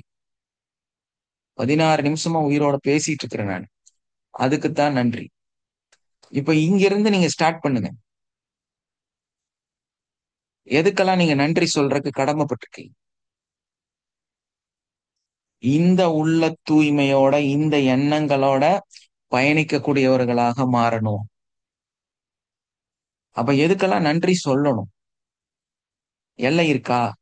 நீங்க பிறந்த அன்னையிலிருந்து இன்ன வரைக்கும் எவ்வளவு இருக்குது. இன்னைக்கு எனக்கு 48 வயசு ஆகுது. 48 வருஷம் பாக்கி கிடக்குது. அங்க என்ன கிடக்குது? மலை மாதிரி குமிஞ்சு கிடக்குது. 48 வருஷம் கொட்டி கிடக்குதுங்க. அதுக்கப்புறம் தான் பிரசன்ட், இந்த மூமெண்ட். சோ அதுக்கெல்லாம் நன்றி சொல்லி முடிச்சுட்டோமா, அதையெல்லாம் கடந்து வந்துட்டோமா அப்படின்னா இல்ல. சோ அந்த அதை கம்ப்ளீட் பண்ணணும். அந்த கம்ப்ளீட் பண்ணும் போதுதான் நமக்கு நிறைய புரியும். நம்ம உங்களுக்கு அந்த உங்க ஒரு பார்ட்ஸோட விலையிலிருந்து என்னென்ன வேல்யூ இருக்குங்கிறத அந்த கிளாஸ்ல நம்ம உங்களுக்கு எல்லாம் சொல்லி கொடுத்துருக்கோம். சோ இதையெல்லாம் புரியாம இந்த கான்செப்டை தூக்கி குப்பையில போட்டுட்டு நீங்க கட்டிங் பிளேயர் எடுத்துட்டு நடக்கிறீங்க இல்லையா? ஸ்பேனர் எடுத்துட்டு நடக்கிறீங்க. எனக்கு டூல் கொடுத்துட்டீங்க, நான் வந்து சாதிக்க போறேன். இது பாசிபிள் கிடையாது. உங்களால சாதிக்க முடியாது. இந்த கிளாஸ் உங்களுக்கு வேஸ்ட். உங்களுக்கு இங்க ஒண்ணுமே கிடைக்காது. நீங்க கத்துக்க வந்திருக்கிறது மெக்கானிக் கிளாஸ் இல்ல, ஹார்ட்வேர் கிடையாது. It's a software. இது வந்து கோடிங், இது வந்து சாஃப்ட்வேர் ப்ரோக்ராமிங். புரியுதா? இதை இன்னர்ல தான் ஃபீல் ஆக முடியும், டூல்ஸா ஃபீல் ஆக முடியாது. அது பொருள் கிடையாது. இட்ஸ் நாட் அ சார் வணக்கம், hardware. Vijayadharan sir. Yes sir, thank you sir. சொல்லுங்க சார். இவ்வளவு நேரம் கிட்டத்தட்ட ஒரு மணி நேரம் வந்து நீங்க கொடுத்த விளக்கங்கள் வந்து ஏற்புடையதுதான், ஏற்புடையதல்லன்னு நான் சொல்றதுக்காக இது உள்ள வரல. நீங்க அக்செப்டபிள். ஆக்சுவலா வந்து ஏடிசி கிளாஸ் வந்து காலையில வந்து ஃபீட்பேக்கை தான் நடத்துறீங்க. ஆனா ஃபோக்கஸ்டா ஒரே விஷயத்தை தான் ரொம்ப நேரமா சொல்லிட்டு இருக்கிறீங்க. இது வந்து என்னன்னா அக்செப்டடு தான். உலகம் மொத்தமும் அக்செப்ட் பண்ணி தான் போக முடியும். நம்ம எதிர்த்து எதையும் சொன்னாலும் இந்த உலகம் கேட்க போறது இல்லைங்கிறது தெரிஞ்ச விஷயம்தான். ஆனா ஒரு வேலையை நம்ம எடுக்கிறோம் அப்படின்னா முழுசா முடிக்கக்கூடிய பொறுப்பு நம்ம அந்த வேலைக்கு நம்ம கொடுக்குற கமிட்மெண்ட்ல நம்ம செஞ்சுதான் ஆகணும்.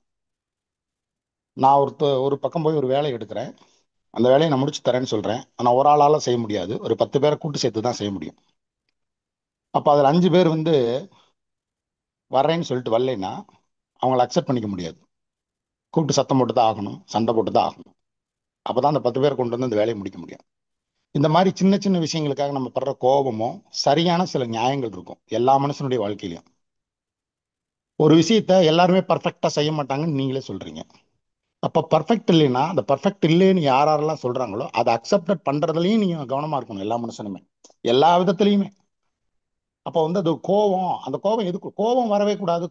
கோபமே இல்லைன்னா மனுஷனே இல்லை சார் அவன். சில இடங்கள்ல வந்து சில விஷயத்தை எதிர்த்து தான் ஆகணும், எதிர்த்து கேள்வி கேட்டு தான் ஆகணும். எல்லாத்தையும் அக்செப்ட் பண்ணிட்டு போயிட்டு அப்புறம் நமக்கு சொந்த அறிவு எதுக்கு இருக்குங்க?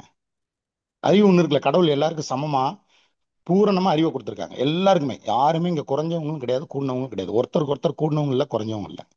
ஆனா அதை கேட்கறதே வேண்டாம், அக்செப்ட் பண்ணிட்டு போ அப்படின்னா அப்புறம் அந்த அறிவு இன்னொருத்தருக்கு கடத்த வேண்டிய அவசியம் இல்லையா? அக்செப்டட்ல முடிஞ்சு போச்சு. பட் இந்த வகுப்புல நான் கத்துக்கிட்டு கிடைச்ச நன்மைகள் ஏராளம். நான் அது வந்து சொல்றதுக்கு தான் இந்த கிளாஸ்க்குள்ளே வர்றேன். இந்த ஏடிசி கிளாஸ் நீங்க வந்து கண்டக்ட் பண்ற ஒவ்வொரு வார சனிக்கிழமையும் அவங்கவுங்க ஃபீட்பேக்கை சொல்றதுக்காக கேட்குறீங்க. பட் யாருக்கு என்ன நடந்திருக்கு நடக்கலைங்கிறத அவங்களுடைய பர்சனலா அவங்க பண்ற எக்ஸ்பீரியன்ஸ்ல அவங்க பண்ணிக்கிற பயிற்சியை பொறுத்து அவங்களோட வளர்ச்சி இருக்குன்னு சொல்லிட்டீங்க. அப்போ பயிற்சி விட்டுறக்கூடாதுங்கிறதுல கவனமா இருக்கணும். அது செய்யணும், செஞ்சுதான் ஆகணும். ஆனா ஒரு மனிதன் வந்து பிறப்பால் அவன் எங்க பிறக்கிறானோ, எப்படி வளர்றானோ அந்த அடிப்படையில தான் அவனுக்கு எல்லாமே நிகழுதுன்னு சொல்லிட்டீங்க. அப்போ அதை அவன் தொடர்ந்து செய்து செய்து கரைந்து கரைந்து ஒன்றும் இல்லாம ஜீரோ ஆகணும். எதுல? இந்த பூமியில. அப்படிலாம் ஒரு மனுஷனால கம்ப்ளீட்டா கரைஞ்சு ஜீரோவே ஆக முடியாது. அதுவும் உண்மைன்னு நீங்களே சொல்றீங்க. ஏன் அப்படின்னா, நான் நேத்து இதை கரைச்சேன்னா இன்னைக்கு இதை நாளைக்கு கரைக்கிற மாதிரி இருக்கும். அப்போ வாழ்நாள் முழுதும் நான் என்னை கரைச்சிக்கிட்டு என்னை மன்னிச்சுக்கிட்டே தான் இருக்கணும். அது மாற்று கருத்து கிடையாது. ஏன்னா 100% பர்ஃபெக்டா பியூர் எல்லாம் நம்ம பிறக்கல, பிறக்கவும் முடியாது, இனி வர்ற காலத்துல வாழவும் முடியாது. நிறைய 175 பேர் இங்க அயோக்கியம் தான். 25% நல்லவன் தான் நம்ம கிளாஸ்க்குள்ள வர முடியும், உங்க பேச்சை கேட்க முடியும், உங்க சொல்றது மாதிரி நடக்க முடியும். ஆனா சொசைட்டி 75 பேர் கெட்டவனோட இருக்கும்போது எல்லாரையுமே நான் அக்செப்ட் பண்ணிட்டு மன்னிச்சுக்கிட்டே இருந்தேன்னா உண்மையா நான் நிம்மதியா இருப்பேன். அது உண்மைதான். ஆனா எனக்கு கிடைக்க வேண்டியதை கிடைக்கவே கிடைக்காது. என்னை ஏமாத்தி எடுத்துட்டு போயிடுவாங்க. இந்த நரியும் வடையும் ஒரு கதை சொல்லுவாங்க. நரிய வந்து நரி வந்து வடையை வேணுங்கிறக்காக காக்காட்ட நீ அழகா இருக்க பாடுன்னா விழுந்துரும், வடையை எடுத்துட்டு ஓடிடும். அப்படிதான் இன்னைக்கு சமூகம் இருக்கு. அதனால நமக்கான உரிமையை நமக்கு கேட்கறதுக்கு கண்டிப்பா கோபம் வரும். உரிமை இருக்கு. நீங்க சொல்றீங்க இல்லையா, ஒரு ஆசான் என்பவர் வந்து ஒரு தாய்க்கு சமமான ஒரு தகுதியில் உள்ளவங்க. அவங்க கிட்ட பிள்ளை சண்டை போடும், எல்லாமே கேட்கும்.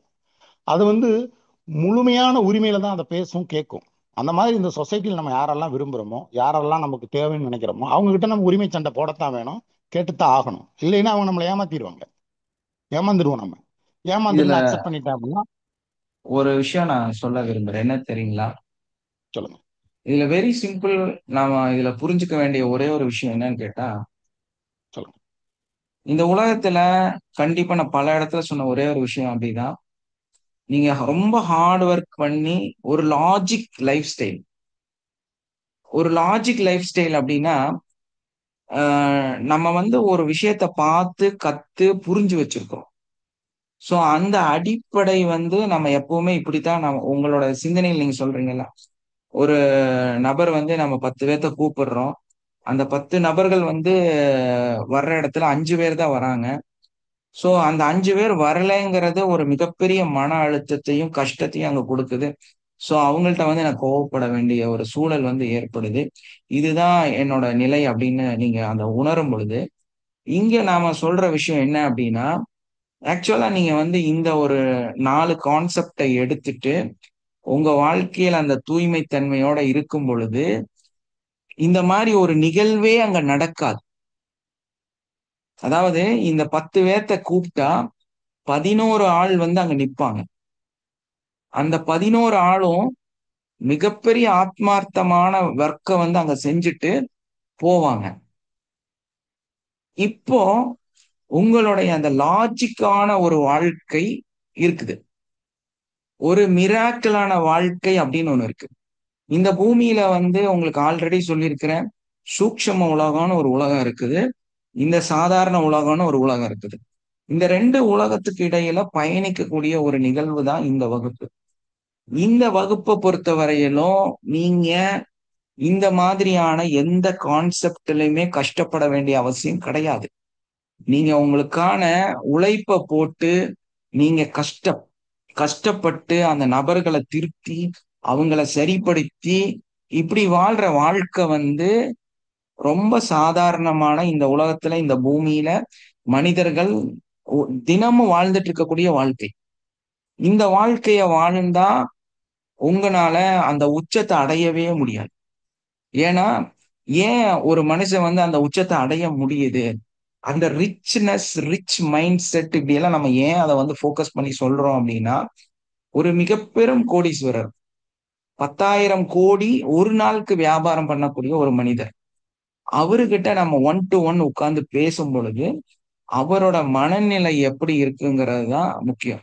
அவங்க மட்டும் எப்படி அந்த ஒரு மனிதர் மட்டும் இவ்வளவு பெரிய அச்சீவை வந்து அடையிறாங்க அப்படிங்கிற அந்த நிலை வந்து இந்த மாதிரி கோவப்படுறதுனாலயோ, எனக்கு இது நடக்கல இப்படித்தான் இந்த உலகம் இருக்குங்கிற அந்த ஜட்ஜ்மெண்ட்னாலயோ அல்ல.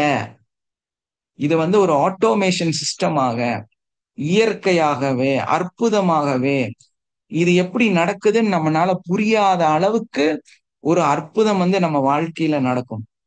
அந்த வாழ்க்கைய வாழும் பொழுதுதான் உங்களுக்கே தெரியாது இந்த ஸ்ட்ரகிள் இல்லாத ஒரு வாழ்க்கை. நம்ம எதை செஞ்சாலுமே வந்து நீங்க வாழ்ற வாழ்க்கை வந்து எல்லாமே வந்து கம்ப்ளீட்டா கோவப்பட்டே ஆகணும், அவங்கள திருப்தியே ஆகணும், அவங்கள வந்து சரிப்படுத்தியே ஆகணும், அவங்கள எல்லாம் வந்து வழிமுறைப்படுத்தியே ஆகணும், நம்ம அடுத்த மனிதர்கள்ட்ட எதிர்த்து நின்றே ஆகணும், அவங்கள எக்ஸெப்ட் பண்ண முடியாது, அவர்கள்லாம் நம்மளை ஏமாத்திட்டு போயிடுவாங்க, உங்க பணம் சார் போயிடும். இது எல்லாமே சார் ஒன் இல்ல செகண்ட் ப்ளீஸ், இல்ல சார், ஒரே நிமிஷம். Please stop. ஓகே, அப்ப ஐ சொல்லுங்க, நோ பேசலாம். Need to explain. புரியுதுங்களா? இது வேற உலகம், இது வேற வாழ்க்கை. இங்க வந்து எந்த ஒரு லாஜிக் மெத்தடும் இங்க உபயோகப்படாது. It's a miracle happening. நீங்க நினைச்சீங்கன்னா உங்க முன்னாடி உங்க பொருள் அங்க இருக்கும். ஒரு மனிதர் கொண்டு வந்து உங்க கையில கொடுத்துட்டு போகும். அற்புதத்தை நோக்கி பயணிப்பது ஆட்டோமேஷன் லைஃப். நாங்க சொல்றது அதுதான். நீ உழைக்க வேண்டிய அவசியம் இருக்காது. உன்னோட வாழ்க்கை என்னங்கிறத நடத்தப்படுங்க. அதுக்கு வந்து நம்ம யார்கிட்டையும் எதை பத்தியும் கவலைப்படவோ சங்கடப்படவோ எதை பத்தியும் வந்து நம்ம செய்ய வேண்டிய அவசியம் கிடையாது. அந்த உணர்வுகளுக்குள்ளார நம்ம வந்துட்டோம்னா போதுமா. நம்ம எப்போ வந்து இந்த லாஜிக் மைண்ட் செட்ல இருக்கிறோமோ, இப்படிதான் கோடாதி கோடி மனிதர்கள் வந்து வாழ்ந்துட்டே இருக்கிறான். அந்த கோடாதி கோடி மனிதர்கள் வந்து கஷ்டப்பட்டுட்டே இருக்கிறாங்க. நான் இதை செஞ்சே ஆகணும், இன்னைக்கு நடந்தே ஆகணும், இது நடக்கலைன்னா எனக்கு பிரச்சனை, இவங்க என்னை ஏமாத்திட்டு போயிடுவாங்க, காசு புடுங்கிட்டு போயிடுவாங்க. இதெல்லாம் சாதாரண மனிதர்களுடைய சாதாரண லாஜிக் மைண்ட் செட். அவங்களோட வாழ்க்கை அப்படித்தான் இருக்கும். அது நீ மாடு மேய்ச்சிதான் ஆகணும், குழி வெட்டித்தான் ஆகணும், அது உனக்கு கொடுக்கப்பட்ட வாழ்க்கை. நீங்க அப்படித்தான் அங்க இருப்பீங்க. ஏன்னா மைண்ட் அப்படி இருக்குது, உங்க உங்க எண்ணங்கள் வந்து அங்க அப்படி இருக்குது. இத கடந்த ஒரு விஷயம்தான் ஆட்டோமேஷன் சிஸ்டம் அப்படின்னு சொல்றது. அதுக்கு இதுக்குள்ள நம்ம உள்ள வரணும், வந்து இத புரியணும். புரிஞ்சு நீங்க அதுக்குள்ள வந்து வாழும் பொழுது இயற்கையா மாறும். அதை அனுபவிக்கணும். அனுபவிக்காம எனக்குள்ள ஒண்ணு இருக்குது, நான் வந்து இந்த மாதிரிதான் இருக்கிறேன்னா, ஆமா, இந்த உலகத்துல பல கோடி மனிதர்கள் இன்னைக்கும் அப்படித்தான் இருந்துட்டு இருக்கிறாங்க. அப்படிதான் இருக்கும். அது அது கரெக்ட் தான். It's a logic life. இங்க வந்து மிராக்கிள் லைஃப். மிராக்கிள் லைஃப் எப்படின்னா, ஒரு பெரிய ஆன்மீகவாதி இல்லைன்னா வந்து ஒரு பெரிய போதகர், ஒரு இந்த கடவுள் வந்து கொடுக்கப்பட்ட அந்த நபர் இங்க வந்திருக்கிறாரு. சோ அவரு வந்து இந்த பூமியில என்ன செய்வாரு? பெரிய பங்களா வேணும்னு சொல்லிட்டு போய் செங்கல் வச்சு கட்டிட்டா இருப்பாரு. ஆனா அவருக்கு அங்க நடக்கிறது. அவரு நினைச்சா ஒரு பிரம்மாண்டமான கோயில் எழுப்பப்படுகிறது, பல கோடிகள். சிந்திச்சு பாருங்க. இன்னைக்கு ஒரு ஒரு கோயில் கட்டுறாங்க அப்படின்னா, ஒரு மசூதி கட்டுறாங்க அப்படின்னா, ஒரு சர்ச்சு கட்டுறாங்க அப்படின்னா, நம்மனால ஒரு 25 லட்சம் ரூபா 50 லட்சம் ரூபா போட்டு ஒரு வீடு கட்டுறதே பெரிய கஷ்டமா இருக்குது. ஆனா எந்த மனிதனோட ஒரு கஷ்டமும் இல்லாம 15 கோடி 50 கோடி, ஏன் இந்த ஆன்மீக மடங்களும் ஆன்மீக இடங்களும் உருவாகுது? அங்க என்ன உழைப்பு இருக்குது? அங்க யாரோட உங்க உங்க அந்த லாஜிக் என்ன அங்க இருக்குது? எப்படி இதெல்லாம் நடக்குது? இது ஏன் அங்க வளருது? அங்க யார திருத்த போனாங்க? யார வந்து கண்டிஷன் பண்ணாங்க? யாருகிட்ட காசை கலெக்ஷன் பண்ணாங்க? என்ன வியாபாரம் பண்ணாங்க? என்ன தொழில் பண்ணி அதை உருவாக்குனாங்க? ஆனா அங்க உருவாகுது. அது அது அந்த இடத்துல வந்து பல கோடிகள மதிப்பு இருக்கக்கூடிய அற்புதங்கள் வந்து அங்க உருவாகுது.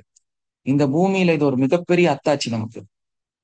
இந்த இந்த நிகழ்வு உங்களோட வாழ்க்கையிலையும் நடக்கும். உங்களோட பர் டேல நடக்கும்.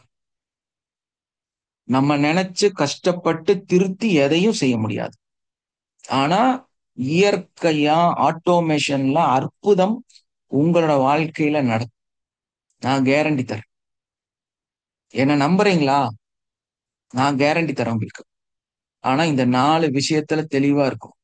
நான் ஏற்றுக்கொள்வேனா ஏற்றுக்கொள்ளணும், மன்னிக்கிறேன்னா மன்னிக்கணும், லவ் பண்றேன்னா பண்ணணும், மன்னிப்பு கேட்கணும்னா கேட்கணும். இதுக்கு ஆர்கியுமெண்டே அங்க இருக்க கூடாது. நீங்க இத்தனை காலமா வெறும் சாதாரண சிம்பிளான லாஜிக்கான வாழ்க்கையை வாழ்ந்துட்டீங்க.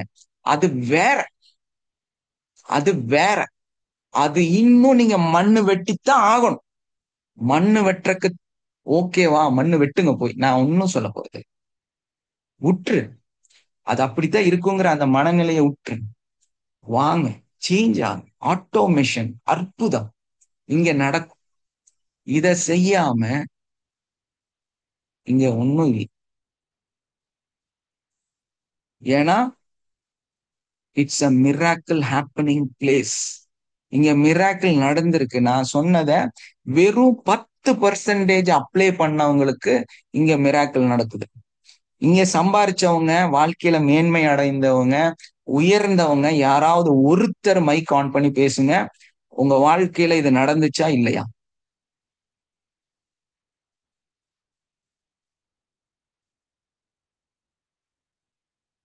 யார் வேணாலும் மைக் ஆன் பண்ணலாம். வெறும் 10% நான் சொன்னதை செஞ்சவங்க. குரு ஸ்பேஸ்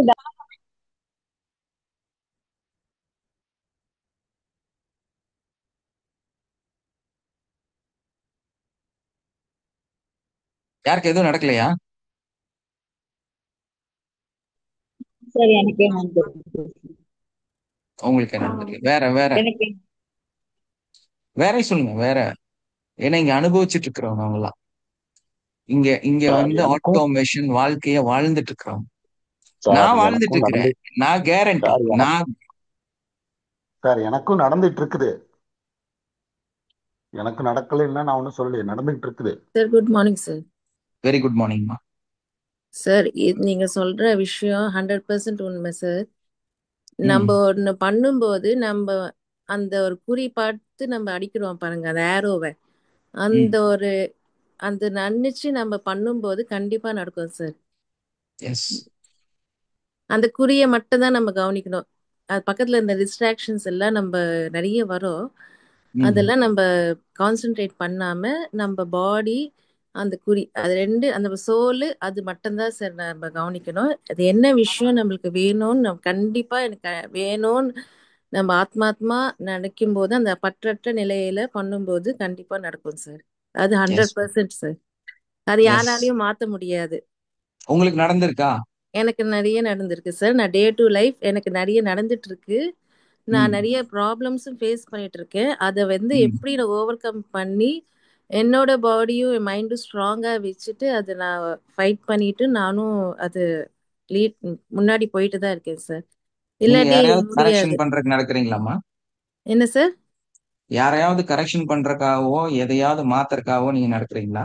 இல்ல இல்ல சார். கரெக்ஷன் பண்றதுக்குன்னா நம்ம லைஃபை நம்ம கரெக்ஷன் பண்ணணும் ஃபர்ஸ்ட். ம் அது கரெக்ஷன் பண்ணும்போது ஆட்டோமேஷனா நடக்குது. எல்லா விஷயமே நம்மளுக்கு காமிச்சு கொடுக்குது. அந்த யூனிவர்ஸ் வந்து ஒரு ம் விஷயத்த நம்ம பண்ணும்போது நம்மளுக்கு காமிச்சிட்டே இருக்கு. நம்ம இந்த வழி இப்படி போங்க அப்படி போங்க நம்மளுக்கு காமிச்சிட்டே தான் இருக்கு. அதை நம்ம புரிஞ்சுக்கிட்டு நம்ம கிளியர் பண்ணிட்டே தான் இருக்கணும் சார். அதுதான் நம்ம அதுல ம் உங்களோட உழைப்பு, உங்களுடைய விஷயங்கள் அதில் இருக்குதா இல்ல இயற்கையா நடக்குதா? இல்ல சார். நம்ம அந்த குறி வந்து கரெக்டா கான்சென்ட்ரேட் பண்ணிட்டு வரணும். அந்த அதுவும் நம்மளுக்கு வரும். ஆட்டோமேட்டிக்கா காமிக்கும் நம்மளுக்கு. நீங்க நினைச்சதெல்லாம் நடக்குதா இல்ல நீங்க நினைக்காத விஷயங்கள் நடந்துட்டு இருக்குதா? நடக்காத விஷயமும் நடக்குது சார். நினைச்ச விஷயமும் நடக்குது சார். எல்லாமே இப்ப நம்மளுக்கு ஒண்ணு வேணும், கண்டிப்பா வேணும்னு நினைக்கும் போது அது நடக்கும். அது நம்ம கான்சென்ட்ரேஷன் நம்ம மைண்டு அந்த இது எல்லாமே நம்மளுக்கு அலைன் ஆகும்போது நடக்குது சார். நடக்காத விஷயமும் நிறைய நடக்குது சார். நம்மளுக்கு என்ன காமிச்சு கொடுக்குது, இதுதான் உங்களுக்கு வலின்னு காமிக்குது நிறைய. அந்த வேஸ் அது ஒரு மிராக்கிளா தான் நடக்குது சார். நிஜமாவே அது பெரிய மிராக்கிள் தான். அது புரிஞ்சுக்கிட்டு நம்ம பண்ணும்போது அது நம்மளுக்கு ஒரு பெரிய மாற்றத்தை காமிக்குது சார். நம்ம லைஃப் வந்து இந்த வழியில கரெக்டா போகணும்னு அது காமிக்குது சார். எஸ். கண்டிப்பா இது வந்து ஒரு ஆட்டோமேஷன் சிஸ்டம். இது வந்து ஒரு மிராக்கிள் தான். இது நடக்குமா அப்படின்னா ஐ டோன்ட் நோ. எனக்கு தெரியாது. ஆனா பேசட்டுமா சார்? Yes ma'am. சார் நான் மகாலட்சுமி பத்தி ஒண்ணு சொல்லணும் சார். அதாவது இன் பிட்வீன் வந்து நான் உங்ககிட்ட பேச முடியல, கான்டாக்ட் பண்ண முடியலன்றப்ப நான் கான்டாக்ட் பண்ணேன். அவங்க எனக்காக வந்து சொன்னாங்க. அவங்க சொன்ன விஷயம் வந்து அப்படியே விஷுவலைஸ் பண்ணி அவங்களால எப்படி வந்து எங்க ஃபேமிலியை விஷுவலைஸ் பண்ணி சொல்ல முடியுதுன்னு எனக்கு வந்து ஆச்சரியமா அது ஸ்கேனிங் வந்து அவ்வளவு நல்லா பண்ணாங்க. என் பொண்ணு எப்படி இருப்பா, எங்க ஹஸ்பண்ட் எப்படி இருப்பாங்க, எங்க நாத்தனார் எப்படி இருப்பாங்க, எல்லாம் அவங்க வந்து அப்படி அது எப்படி சார் அந்த மாதிரி தெரியும். அவங்களுக்கு வந்து வீடியோ மாதிரி தெரிஞ்சிருக்கு போல இருக்கு. என்ன யார் வந்து எப்படி இருக்கா, என்ன என் பொண்ணு எப்படி இருக்கா, அது I just stop by the way really. அது எனக்கு அதுதான் வந்து அவங்க அப்படி சொன்ன பிறகுதான் நம்மளும் அந்த மாதிரி எக்ஸ்பீரியன்ஸ் வரணும் அப்படின்றதுக்காக தான் நாங்க அதுக்கு கேட்டுருக்கோம். நம்ம இந்த 4 விஷயத்த கண்டிப்பா நம்ம செஞ்சே ஆகணும். கண்டிப்பா நான் போறேன். கண்டிப்பா நான் பண்றேன். மகாலட்சுமி வந்து ஆக்சுவலா மகாலட்சுமிய வந்து உண்மையிலே நான் பாராட்டுறேன். ஏன் காரணம் அப்படின்னா, இவங்க சிஸ்டர் பிரவீனா தான் ஆக்சுவலா வந்து ஜாயின் பண்ணாங்க. மகாலட்சுமி சக்சஸ். பிரவீனா இப்ப வந்து ரீகனெக்ட் ஆகி திரும்ப வந்து கத்துட்டு நம்மளோட கிளாஸ்ல ஜாயின் பண்ணியிருக்காங்க. ஸோ அந்த காலம், அந்த நேரம், அந்த மனநிலை தான் ரொம்ப ரொம்ப முக்கியம். இத வந்து யாருகிட்டயும் நம்மளால திணிக்க முடியாது. யாருகிட்டயும் நம்ம வந்து ஒண்ணும் பண்ண முடியாது. அவங்களோட உள்ளத்துல இது வந்து ஏற்படுத்தும். அத தூண்டணும் உள்ள இருந்து. அப்பதான் அது நடக்கும். இது வந்து ஒரு கோடிகள் சம்பாதிக்கிறதுக்கெல்லாம் நான் வந்து இந்த கிளாஸ் நடத்தல. ஃபர்ஸ்ட் எனக்கு வந்து அந்த ரீச் வரணும்னால நான் அப்படியெல்லாம் நினைக்கிற ஆளு. எனக்குன்னு சில கோல் செட் இருக்கு. நானும் கொஞ்சம் பணம் வேணும்னு சிந்திக்கக்கூடிய ஆள் தான். பட் என்னோட மரணத்துக்குள்ளார எத்தனை பேர்த்த மாற்றி அமைக்க முடியுங்கிற அந்த ஒரு இதுல பயணிக்கக்கூடிய ஒரு ஆள். ஸோ இப்போ எனக்கு போதுமா அப்படின்னா கடவுளோட அனுகிரகத்துல ஐ எம் ஓகே தான். இப்போ நான் சம்பாதிக்கணுமானா சம்பாதிக்காம கூட இருக்கலாம். அந்த அளவுக்கு ஐ எம் வெல் செட்டில்டு இப்போ கூட. ஸோ என்னோட பிரச்சனைகள் இருந்தெல்லாம் வெளியே வந்து அந்த அளவுக்கு மாற்றத்தோட இருக்கு. ஸோ எனக்கு அது வேணுமா அப்படின்னா இப்ப நம்மளோட கடமை என்னன்னா கிடைத்ததை கொண்டு போய் சேர்த்தணும். அந்த ஒரு செயலுக்காக தான் நம்ம வந்து இதை வந்து பண்ணிட்டு இருக்கிறோம். ஸோ இதை யாரையும் வந்து கட்டி இழுத்து நம்ம கொண்டு வந்து ஒரு பெரிய கூட்டத்தை ஏற்படுத்தணுங்கிறதெல்லாம் நமக்கு வந்து தேவையில்லாத ஒரு விஷயம். ஏன்னா அந்த பிரபஞ்ச சக்தி நாளை காலையில இங்க 2000 பேர் வரணும் அப்படின்னா அது வர வைக்க போகுது. எனக்கு அது ஆட்டோமேஷனா தான் நடக்கும். ஆட்டோமேஷனா தான் அது நடக்கும். ஏன்னா அந்த அற்புதத்தை நடத்த வேண்டியது பிரபஞ்சம். நான் போய் அதுல வந்து உளுந்து பிறண்டு எனக்குள்ள எண்ணெயை ஒட்ட வைக்க வேண்டிய அவசியம் எனக்கு இல்லை. என்ன காரணம் அப்படின்னா ஐ forgive all completely, I accept all completely, I love this world completely, I thanks to all. அவ்வளவுதான். ஸோ கிடைச்சதுக்கு நன்றி சொல்லிட்டு இருக்கிறோம். இன்னைக்கு என்ன நிலையில இருக்கிறோமோ அதுக்காக நன்றி சொல்லிட்டு இருக்கிறோம். அந்த ஒரு ஒரு இமை பொழுதுமே நன்றியோடையே வாழ்றோம். நன்றியோடையே நடந்துட்டு இருக்கிறோம். அது யாருக்குன்னா மனிதர்களுக்கல்ல, அந்த பிரபஞ்ச சக்தி. ஸோ அது ஆட்டோமேஷனா இனி நடந்துக்கும். அது ஆட்டோமேஷனா அது வந்துக்கும். அது நடக்கணும்னு இருந்தா அது இங்க நடக்க போகுது. கிடைக்கணும்னு இருக்கிறது கிடைக்க போகுது. அதை பத்தி நம்ம எதை பத்தி கவலைப்பட வேண்டியது இல்லை. நம்ம என்னவா மாறிட்டு இருக்கிறோம். ஏன்னா நமக்குள்ள நிறைய கரெக்ஷன் இருக்கு. நமக்குள்ள நிறைய குட்டி கிடக்குது. இந்த வருடங்களை கடந்து வந்திருக்கிறோம் அப்படிங்கிறதே வந்து ஒரு பெரிய விஷயம். ஸோ இதுக்கப்புறம் இருக்கக்கூடிய வாழ்க்கை தூய்மையா, இந்த நாளுக்கு அப்புறம் இருக்கக்கூடிய வாழ்க்கை வந்து வேற மாதிரி வச்சுக்கணுங்கிறது தான் முக்கியம்.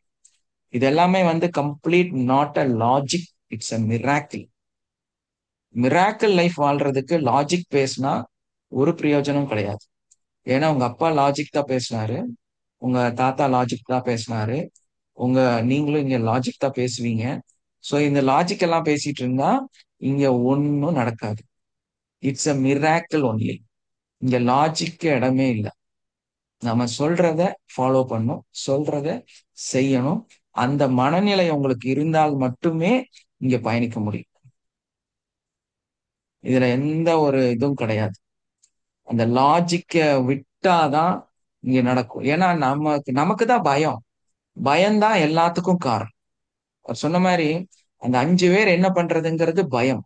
நீங்க ஆல்ரெடி கிரியேட் பண்ணன உங்க மனநிலையில ஏற்பட்ட ஒரு பயம்.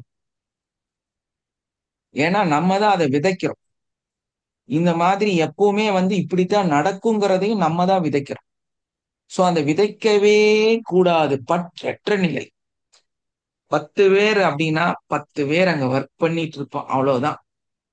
அங்க வந்து பற்றற்ற நிலையில நம்ம அங்க எந்த ஒரு அஃபர்மேஷன், எந்த ஒரு சிந்தனையுமே நம்ம கொடுக்கல. அந்த ஒர்க் முடியுது, அற்புதமா அது முடியுது, அது வர்றோம், அவ்வளவுதான். அந்த ஒரே ஒரு ஃபீலுக்கு நம்ம வரோம்.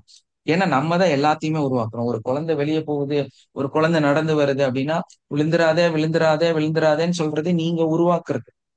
அதை அமைதியா உட்கார்ந்து பார்த்து அதை என்ன செய்யணும் கவனிச்சுட்டு உங்க மனசுக்குள்ள அவ விழுகாம வந்துருவான்னு நினைக்கும் போது கண்டிப்பா அவங்க நடந்து விழுகாம இங்க வந்துருவாங்க.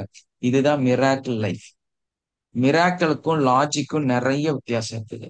ஏன்னா நம்ம தான் அந்த லாஜிக்க உருவாக்கக்கூடியவர்கள், பாஸ்டை உருவாக்கக்கூடியவர்கள், பிரசன்டை உருவாக்கக்கூடியவர்கள். நீங்க தான் அதை உருவாக்குறீங்க, பிரபஞ்சம் அல்ல. அந்த உருவாக்குதலை, ஓவர் திங்கிங்கை, உங்களுடைய எண்ணங்கள்ல இருக்கக்கூடிய அந்த பிரச்சனைகளை நம்ம ஸ்டாப் பண்றோம். ஏன்னா நமக்கு எதிராக என்ன நடக்குங்கிறத நம்ம தான் டிசைட் பண்றோம். நமக்குள்ள உருவானதுதான் அங்க பிரதிபலிக்குது.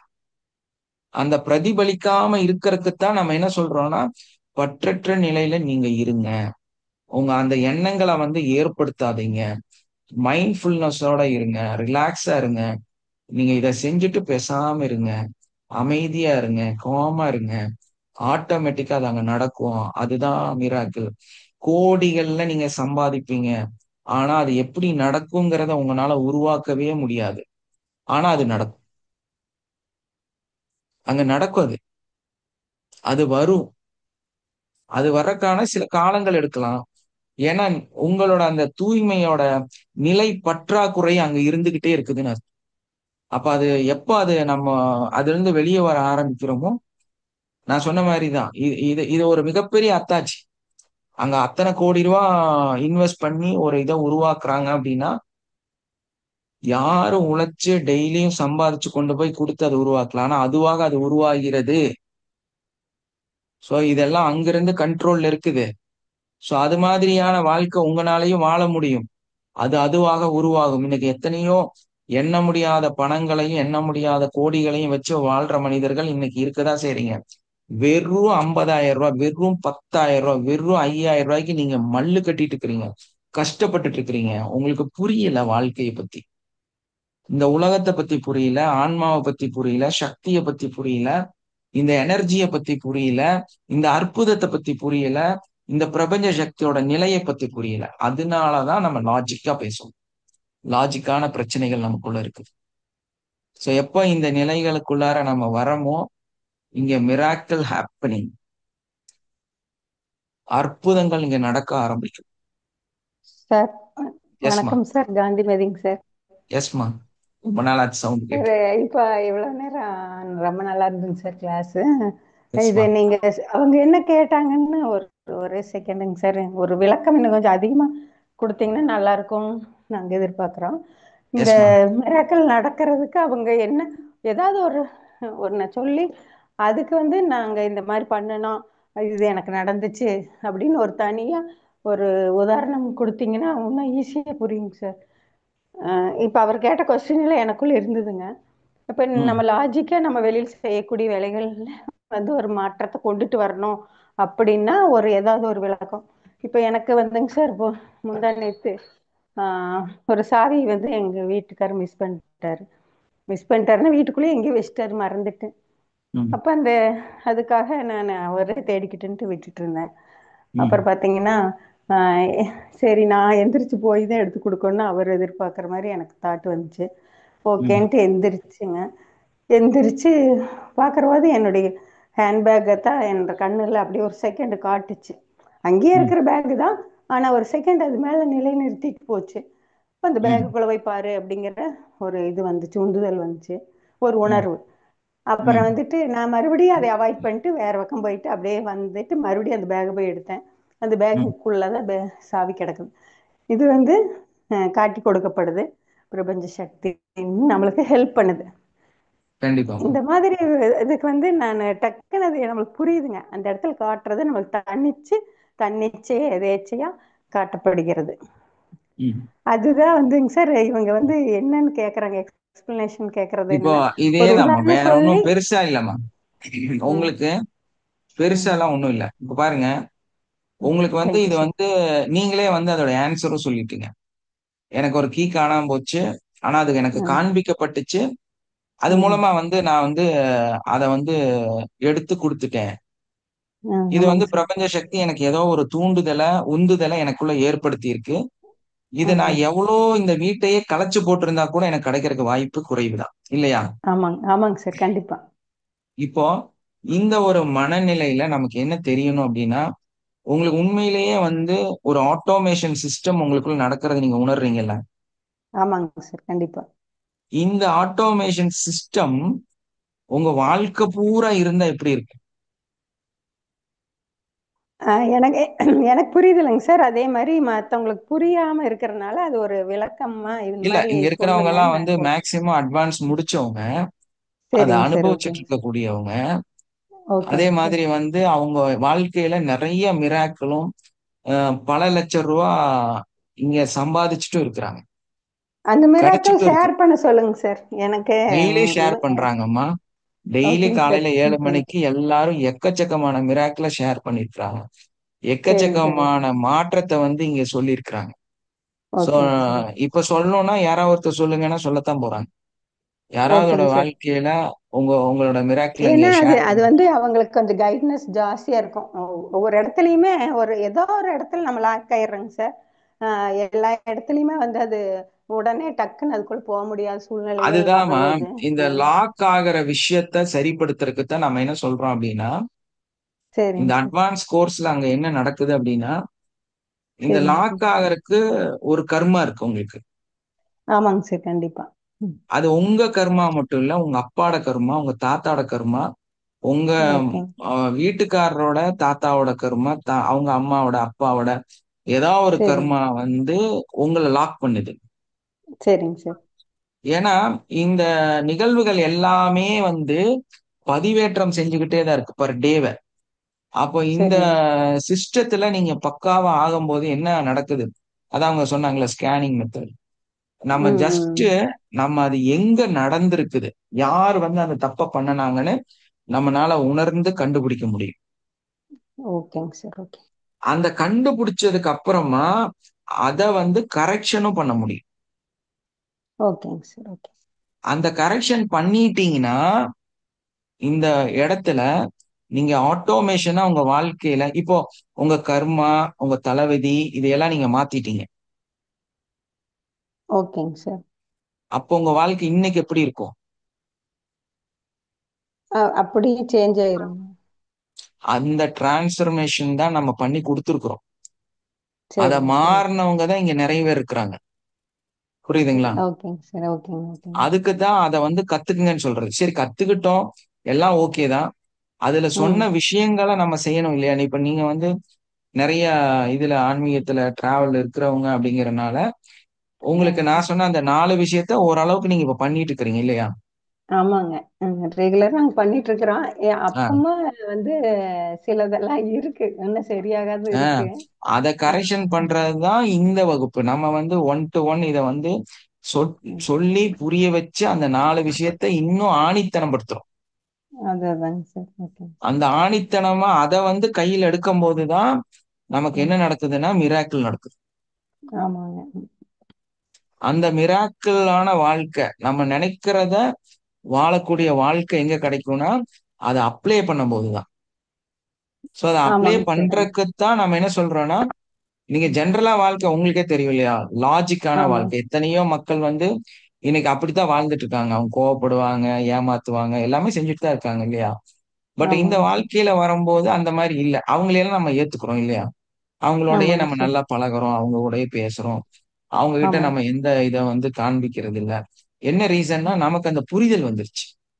ஆமாங்க சார். ஆமாங்க சார். அந்த புரிதல் இருக்கிறனால நம்ம அவங்களை ஏத்துக்கிட்டு நம்ம நம்மளா வாழ முடியுது. புரிதல் அப்போ இல்லாதனால அவங்க கஷ்டப்படுறாங்க. அப்ப பழைய அந்த கர்மாவெல்லாம் வந்துட்டு ம், அது அது இல்லாம பண்ணிடலாம். எக்ஸ்பீரியன்ஸ் பண்ணி ஆகணுங்களா? இல்ல இல்லாம வந்துட்டு அது பண்ணிடலாம். இல்லாம இல்லாம பண்ணிடலாம். பண்ணிடலாம். ஓகே. ஓகேங்க சார். ஓகேங்க அதுக்கான சார். தேங்க்யூ. வேலைகளை வந்து நம்ம இந்த இந்த அட்வான்ஸ்ல அதுதான் மெயின் கான்செப்டேமா. அஸ்ஸலாமு ஓகேங்க அலைக்கும். சார். ஓகே. எஸ்மா. முஸ்லாம். என்னோட தேங்க்யூ சார். இது பண்ணலாமா? தேங்க்யூ. சொல்லுங்கம்மா, சொல்லுங்க. அவங்க கேட்டாங்கல்ல, அது சம்பந்தமா தான் நான் சொல்ல போறேன். எஸ்மா. ஆஹ் முந்தா நாள்ல என் மக வந்து வேலை முடிஞ்சு வர்றப்போ அழுதுட்டு வந்துச்சு. அழுதுட்டு வந்து என் வேலையில ரொம்ப ப்ராப்ளமா இருக்குன்னு வேலையை நாளைக்கு ரிசைன் லெட்டர் கொடுக்க போறேன் அப்படின்னு சொல்லுச்சு. அதோட ம். வந்து நீ கொஞ்சம் பொறு, எனக்கு ஒரு வாரம் டைம் கொடு, நான் உனக்கு அது பிரச்சனையை கிளியர் பண்ணி கொடுத்துட்றேன் அப்படின்னு சொல்லிட்டு நானும் சியாமா சிஸ்டர்கிட்ட ஹெல்ப் கேட்டு அவங்களையும் பண்ண சொல்லி நானும் பண்ணேன். ம். ஹீலிங் பண்ணத நைட்டு, முந்தா நாள் நைட்டு. பண்றப்ப வந்து ஆக்சுவல் ப்ராப்ளம் வந்து என் மகளோட பிஹேவியர்ல தான் இருக்குது. அது காரணம் ஒரு 10-15 வருஷத்துக்கு முன்னாடி நாங்க ஒரு சின்ன மிஸ்டேக்னு பண்ணுனாதான் அதனோட கர்ம பதிவுகள். அதனால என் மகளுக்கு இந்த மாதிரியான பிஹேவியர் பிரச்சனை எல்லாம் வந்து அதனால வேலையிலயும் பிரச்சனை வந்திருக்குது. அதனாலதான் என் மகளுக்கு இப்ப மாப்பிள்ளை அமையிறது தட்டி போய்கிட்டு இருக்குது. அதுக்கான ரீசன் என்னன்னு எனக்கு ஹீலிங்ல தெரிய வந்துச்சு. அதோட எல்லாத்தையுமே நான் வந்து கிளியர் பண்ணிட்டேன். கிளியர் பண்ணதும் நேத்து வேலைக்கு போய் போனப்ப கேட்டேன் என்னாச்சு எப்படி இருக்கு அப்படின்னு. ஓகே நோ ப்ராப்ளம் அப்படின்னுச்சு. ஒரே நாள் கிளியர் எல்லாமே. அதுல வந்து நான் வந்து எனர்ஜி கட் பண்ண மறந்துட்டேன்னு நினைக்கிறேன். இல்ல மறக்கணும்னே எனக்கு நடந்திருக்கும்னு எனக்கு படுது. எப்படின்னா நான் காலையில எழும்புறப்ப எனக்கு ஒரு மாதிரியா இருந்துச்சு. ரொம்ப ரெஸ்ட்லெஸ்ஸா ஃபீல் பண்ணேன். அப்ப நான் எனர்ஜி கட் பண்ணலையோன்னு நினைச்சு கட் பண்ணணும்னு நினைச்சு திருப்பி நான் மறந்துட்டேன். மறந்து பார்த்தா எனக்கு கடுமையான ஒரு மாதிரியான ஆத்திரமா ரொம்ப கோபம் வர மாதிரி இருந்துச்சு. அதோட இது சரியா இல்லையே, நான் ஏன் தேவையில்லாம இவ்வளவு கோவப்படுறேன், என் மகளை மாதிரியே நான் ஏன் கோவப்படுறேன் அப்படின்னு நினைச்சிட்டு திருப்பி நான் எனக்கு ஹீலிங் கொடுத்தேன். ஹீலிங் கொடுத்த பாடு அந்த கோவம் எல்லாம் சரியாயிருச்சு. என் மகன் ஏன் கோவப்பட்டுச்சுங்கிறதுக்கான ரீசன் நான் தெரியணுங்கிறதுக்காக நடந்திருக்குன்னு நினைக்கிறேன். இல்லைன்னா நான் அப்ப அது எவ்வளவு பெர்ஃபெக்டா நடக்குது பாருங்க. அதான் அவங்க கேட்டாங்கல்ல கர்மப்பதிவு அழியுமா இல்லையான்னு, அது அழியும் இன்ஷா அல்லாஹ். உங்களை நீங்க மாத்திக்கிட்டீங்களா? மாத்திக்கிட்டேன். கொஞ்சம் இருங்க சார்.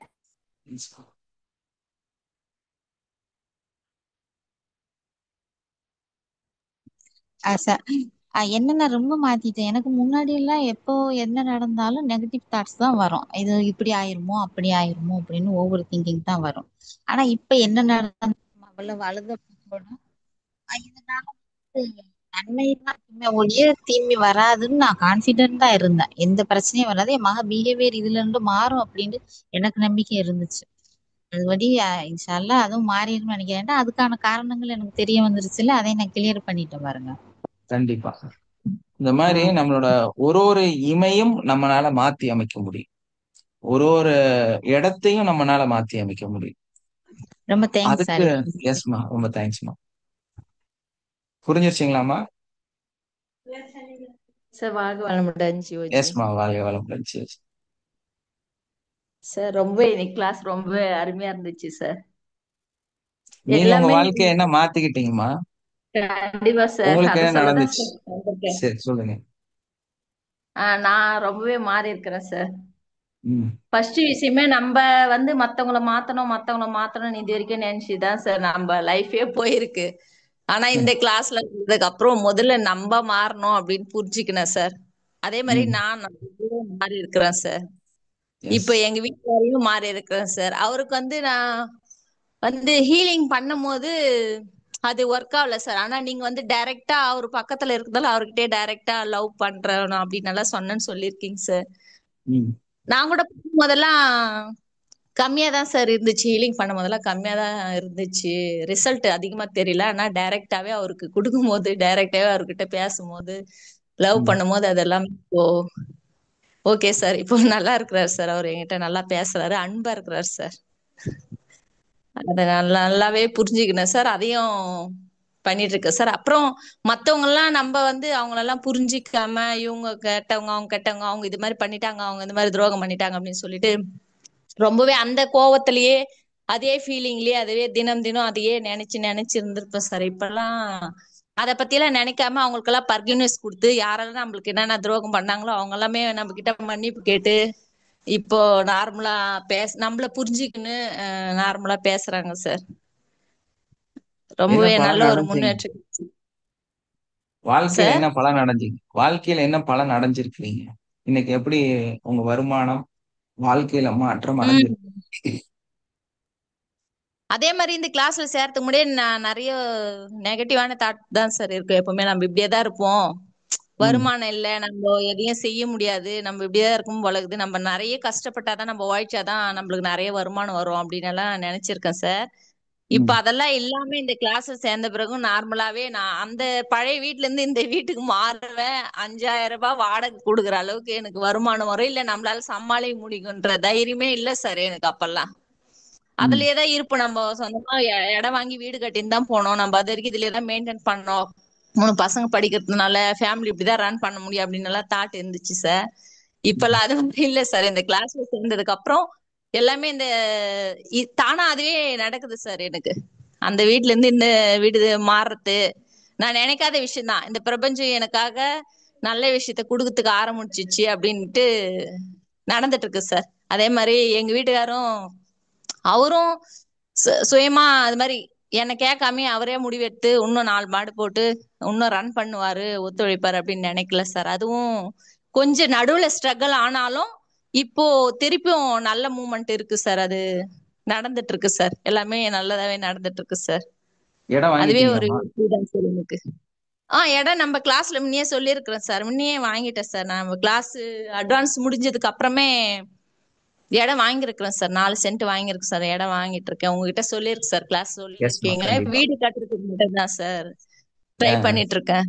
கண்டிப்பா அதுவும் நல்லபடியா அவங்க நடந்துக்கும். கேட்டாங்க லைஃப் என்ன சேஞ்ச் ஆயிருக்கா, ஏதாவது யாராவது டெஸ்டிமோனியலா சொல்ல முடியுமா? கண்டிப்பா நான் கண்டிப்பா சார். எஸ்மா, தேங்க்யூமா. சார் அதுதான் sir. Thank you. Thank you sir. Yes, கூட இது மாதிரி நிறைய பேரு நிறைய வாழ்க்கைய அவங்கவுங்க மாத்திட்டு தான் இருக்கிறாங்க, நடந்துட்டு தான் சார் இருக்குது. வாழ்க வளமுடன் சார். எஸ்மா, வாழ்க வளமுடன். சார் இன்றைய வகுப்பு ரொம்ப நிகழ்ச்சியோட நான் கண்கள்ல தண்ணீர் வந்ததோட கவனிச்சிட்டு இருந்தேன் சார். ரொம்ப மனசை உருக்குறமான ஒரு பேச்சு. என்னோட கேள்விகளுக்கு அடுத்தடுத்த பதிலா வந்துகிட்டே இருந்ததுங்க சார் உங்களுடைய வகுப்பு. ரொம்ப அருமையா இருந்தது சார். இன்னும் இன்னும் என்னால பட்டியல் போட்டு சொல்ல முடியாது, இருந்தாலும் பட் என்னன்னா இன்னும் எல்லாத்துலயுமே பட்டை தீட்டிட்டு தான் சார் இருக்கேன். என்னென்ன திருத்திட்டு தான் சார் இருக்கிறேன். குடும்பத்திலயும் நிறைய விஷயங்கள் நடந்திருக்குங்க சார், நல்ல விஷயங்கள்லாம். இவ்வளவுதான் சார் என்னால சொல்ல முடியும். ரொம்ப ரொம்ப ரொம்ப அருமையா இருந்ததுங்க சார். ஒரு குருவா இருந்து, ஒரு தாய் தந்தையரா இருந்து, நம்மளுடைய சகோதர சகோதரியா இருந்து, மகனா மகளா இருந்து, இந்த அளவுக்கு நீங்க நிறைய விஷயங்கள் ஷேர் பண்றீங்க சார். அது கேட்கும் போது எங்களுக்கு ஒவ்வொரு நாளும் ஒவ்வொரு நிறைய அறிவு கிடைக்குதுங்க சார். இன்றைய வகுப்பு ரொம்ப எக்ஸலண்டா இருந்ததுங்க சார். ரொம்ப எல்லாத்துக்கும் முத்தாய்ப்பு வச்ச மாதிரி, நம்ம பிறந்து வந்தது இறைவனை போய் அடையணும் அப்படிங்கிறதுக்காக ஒரு விஷயம், இறப்பை நோக்கி தான் நம்ம சென்றுட்டு இருக்கோம். அதுக்கு வந்து நம்ம எந்த தவறும் செய்யாம நல்லபடியா போய் சேரணும் அப்படிங்கறதெல்லாம் சொல்லும்போது நம்ம ஏன் இன்னும் தினம் கோவப்பட்டுட்டே இருக்கோம்? இதுதான் சார் எனக்கு வருது. ஒரு சின்ன விஷயமா இருந்தா கூட நல்ல ஒரு அன்கண்டிஷனல் லவ்வபிள் எதனா என்ன நானே இன்னும் ரொம்ப ரொம்ப நான் என்ன திருத்திக்கிட்டே இருக்கேங்க சார். இன்னும் சொல்ல போனா எங்க வேதாத்திரி மகர்ஷிக்கு பிறகு நீங்க தான் சார் எனக்கு குருவா இருந்து எங்களை நல்லபடியா நீங்களும் வழி நடத்தணும் சார். வாழ்க வளமுடன் சார். தேங்க்யூ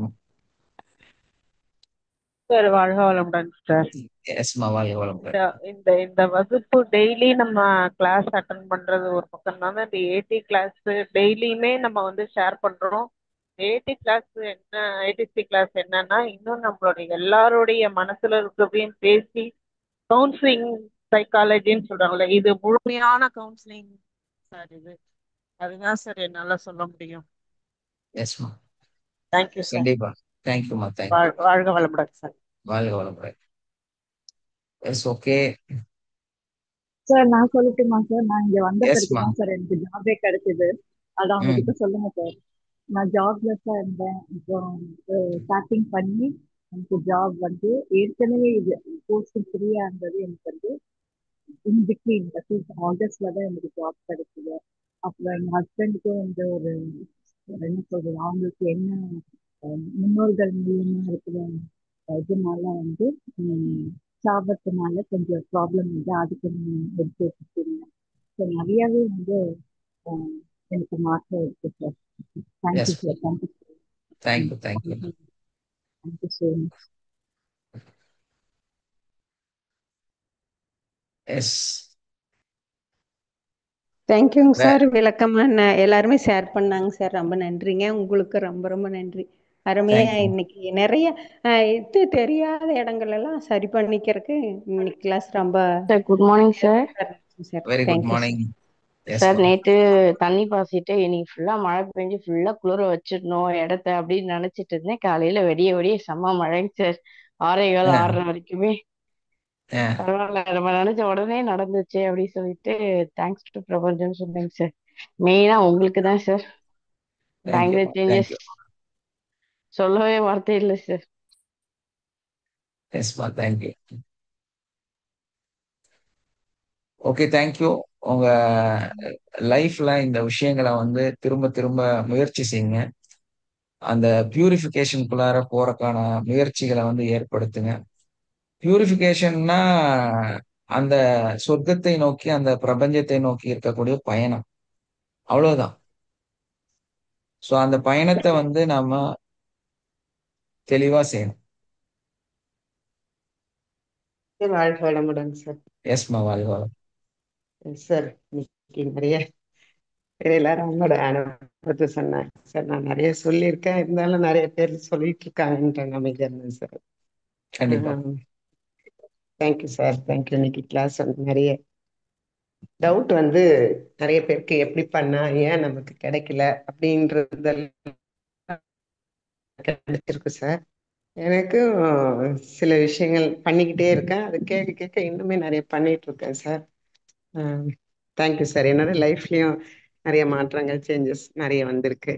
இன்னமும் அந்த மிராக்கல்ஸ் நடந்திருக்குங்க சார், நடந்துக்கிட்டு தான் இருக்குங்க சார். ஏற்கனவே அந்த மன்னிக்க கூட தன்மை எனக்கு ஏற்கனவே இருந்தாலும், பட் அது எப்படி இன்னும் நம்ம பண்ணணும், கூட இருக்கிறவங்கள நம்ம எப்படி இன்னும் பண்ணணுன்றத லைஃப் ஏதாச்சும் நம்மளுடைய வீட்டில் உள்ள குழந்தைகளையும் வீட்டுக்காரையும் எப்படி நம்ம வந்து இது பண்ணணுன்றத தெரிஞ்சு அதுல இருந்து கொஞ்சம் நான் இதுல கத்துக்கிட்டு பண்ணதுல நிறைய மிராக்கள் வந்திருக்கு சார். ரொம்ப நன்றி சார். Thank you sir. வாழ்க வளமுடன் சார். இந்த கிளாஸை பொறுத்த வரையில ஒரு 90 நாள் உங்களுக்கு ஒரு மென்டரிங் கொடுத்துருந்தோம் இல்லையா? எஸ் நேரடியா சார். என்கிட்ட கொஸ்டின் கேட்கலாம், உங்க சந்தேகத்தை கேட்கலாம் அப்படின்னு சொல்லி உங்கள்கிட்ட சொல்லியிருந்தோம். ஆமாம் சார். இன்னைக்கு எவ்வளவு வருஷமா என்கிட்ட அதே இதை வந்து கண்டினியூ பண்ணிட்டு இருக்கிறீங்க? 2 வருஷத்துக்கு மேல ஆச்சுங்க சார். பண்ணிட்டு இருக்கேன். டெய்லியும் ஏதாவது உங்ககிட்ட கேட்டுட்டு தான் இருக்கேன். ப்ளஸ் என்னோட நான் என்ன பண்ணிட்டு இருக்கிறேன்றத, அதுக்கு என்ன சொல்யூஷன், அது கரெக்டா பண்ணது அப்படின்னு இன்னுமே கேட்டுட்டு தான் சார் இருக்கேன். அந்த 1 மென்டரிங் வருஷத்துக்கு மேல. வந்து உங்களுக்கு அந்த சப்போர்ட் கொடுக்கறது நம்ம 90 நாள்ல நிறுத்திட்டோமா? இன்னும் சார் கொடுத்துட்டு தான் சார் இருக்கீங்க இன்னுமே. ஸோ எல்லாத்துக்கும் அதுதான் சொல்ல விரும்புறேன். Yes sir. உங்களுக்கு எங்கேயுமே அதை வந்து நான் நிறுத்தல. 90 கண்டிப்பா. நாளுக்கு அப்புறம் நீங்க என்ன காண்டாக்ட் பண்ணக்கூடாதுன்னு நான் சொல்லல. நீங்க அட்வான்ஸ் முடிச்சிருந்தா நீங்க எத்தனை வருஷம் வேணாலும் லைஃப் டைம் நீங்க அந்த கொஸ்டின்ஸ் கேட்கலாம், உங்களை மாத்திக்கலாம், உங்களை வளர்த்தலாம், உங்களோட பிராக்டிஸ்ல இருக்கிற சந்தேகத்தை தீர்த்துக்கலாம். அதை வந்து நம்ம இன்னைக்கும் எல்லாத்துக்கும் கொடுத்துட்டே தான் இருக்கிறோம். ஸோ அதனால நீங்க வந்து உங்களை சின்னது பண்ணிக்காதீங்க. நீங்க வந்து சங்கடப்பட்டுட்டு கேட்காம இருக்காதீங்க. பயிற்சி பண்ணுங்க, நிறைய பிராக்டிஸ் பண்ணுங்க. பிராக்டிஸ் பண்ணிட்டு புரியாதத கேளுங்க. இன்னைக்கு 1.5 வருஷமா அவங்க நம்மளோட பயணிக்கிறாங்க அப்படின்னா 1.5 வருஷமும் டெய்லி பேசுறாங்க. டெய்லி ஏதாவது ஒண்ணு, இன்னைக்கு ஒரு நாள் பேசினாலும் ஒரு நாளுக்கு அப்புறமாவது கண்டிப்பா கூப்பிட்டு, சார் நான் இது பண்ணேன், இது என்ன அதுக்கோட விளக்கம்னு கண்டிப்பா கேட்பாங்க. ஸோ இன்னைக்கும் அதுக்கு விளக்கம் கொடுத்துட்டு தான் இருக்கிறேன். அப்போ ஒரு எல்லை இல்லாம போயிட்டே இருக்கிற ஒரு விஷயம்தான். அப்ப டெய்லி அதை வந்து நீங்க அப்டேட் பண்ணி நீங்க அப்டேட்டடா இருந்தீங்கன்னா நீங்க வளர்ந்துக்கலாம். நான் அதை வந்து தடை பண்றதே கிடையாது. நீங்க எப்ப கூப்பிட்டு கேட்டாலும் உங்களுக்கு விளக்கம் சொல்லி கொடுத்துட்டே தான் இருக்கிறேன். உங்களோட அந்த ஐயப்பாட்டை நம்ம அப்பப்போ அந்தந்த நிமிஷம் கிளியர் பண்ணிட்டே தான் இருக்கிறோம். ஸோ அந்த மென்டரிங் அப்படிங்கறது வந்து லைஃப் டைம் போயிட்டு தான் இருக்குது தவிர இன்ன வரைக்கும் அந்த 90 நாள்ல நிறுத்தல. Yes sir. ஸோ அதையும் வந்து நம்ம தெளிவுபடுத்தணும். ஸோ அவங்கவுங்க பார்வையில மனநிலையில எப்படி இருக்கிறாங்களோ அதை பொறுத்து தான் நீங்க இங்க ப்ராக்டிஸ் பண்ண போறீங்க. Okay okay, thank you all. ஹேவ் a nice day. Love you all. Wind up பண்ணிடலாமா? ரொம்ப நேரம் ஓடிட்டு தேங்க்யூ இருக்கு. சார். தேங்க்யூ. Thank you sir. தேங்க்யூமா, தேங்க்யூ.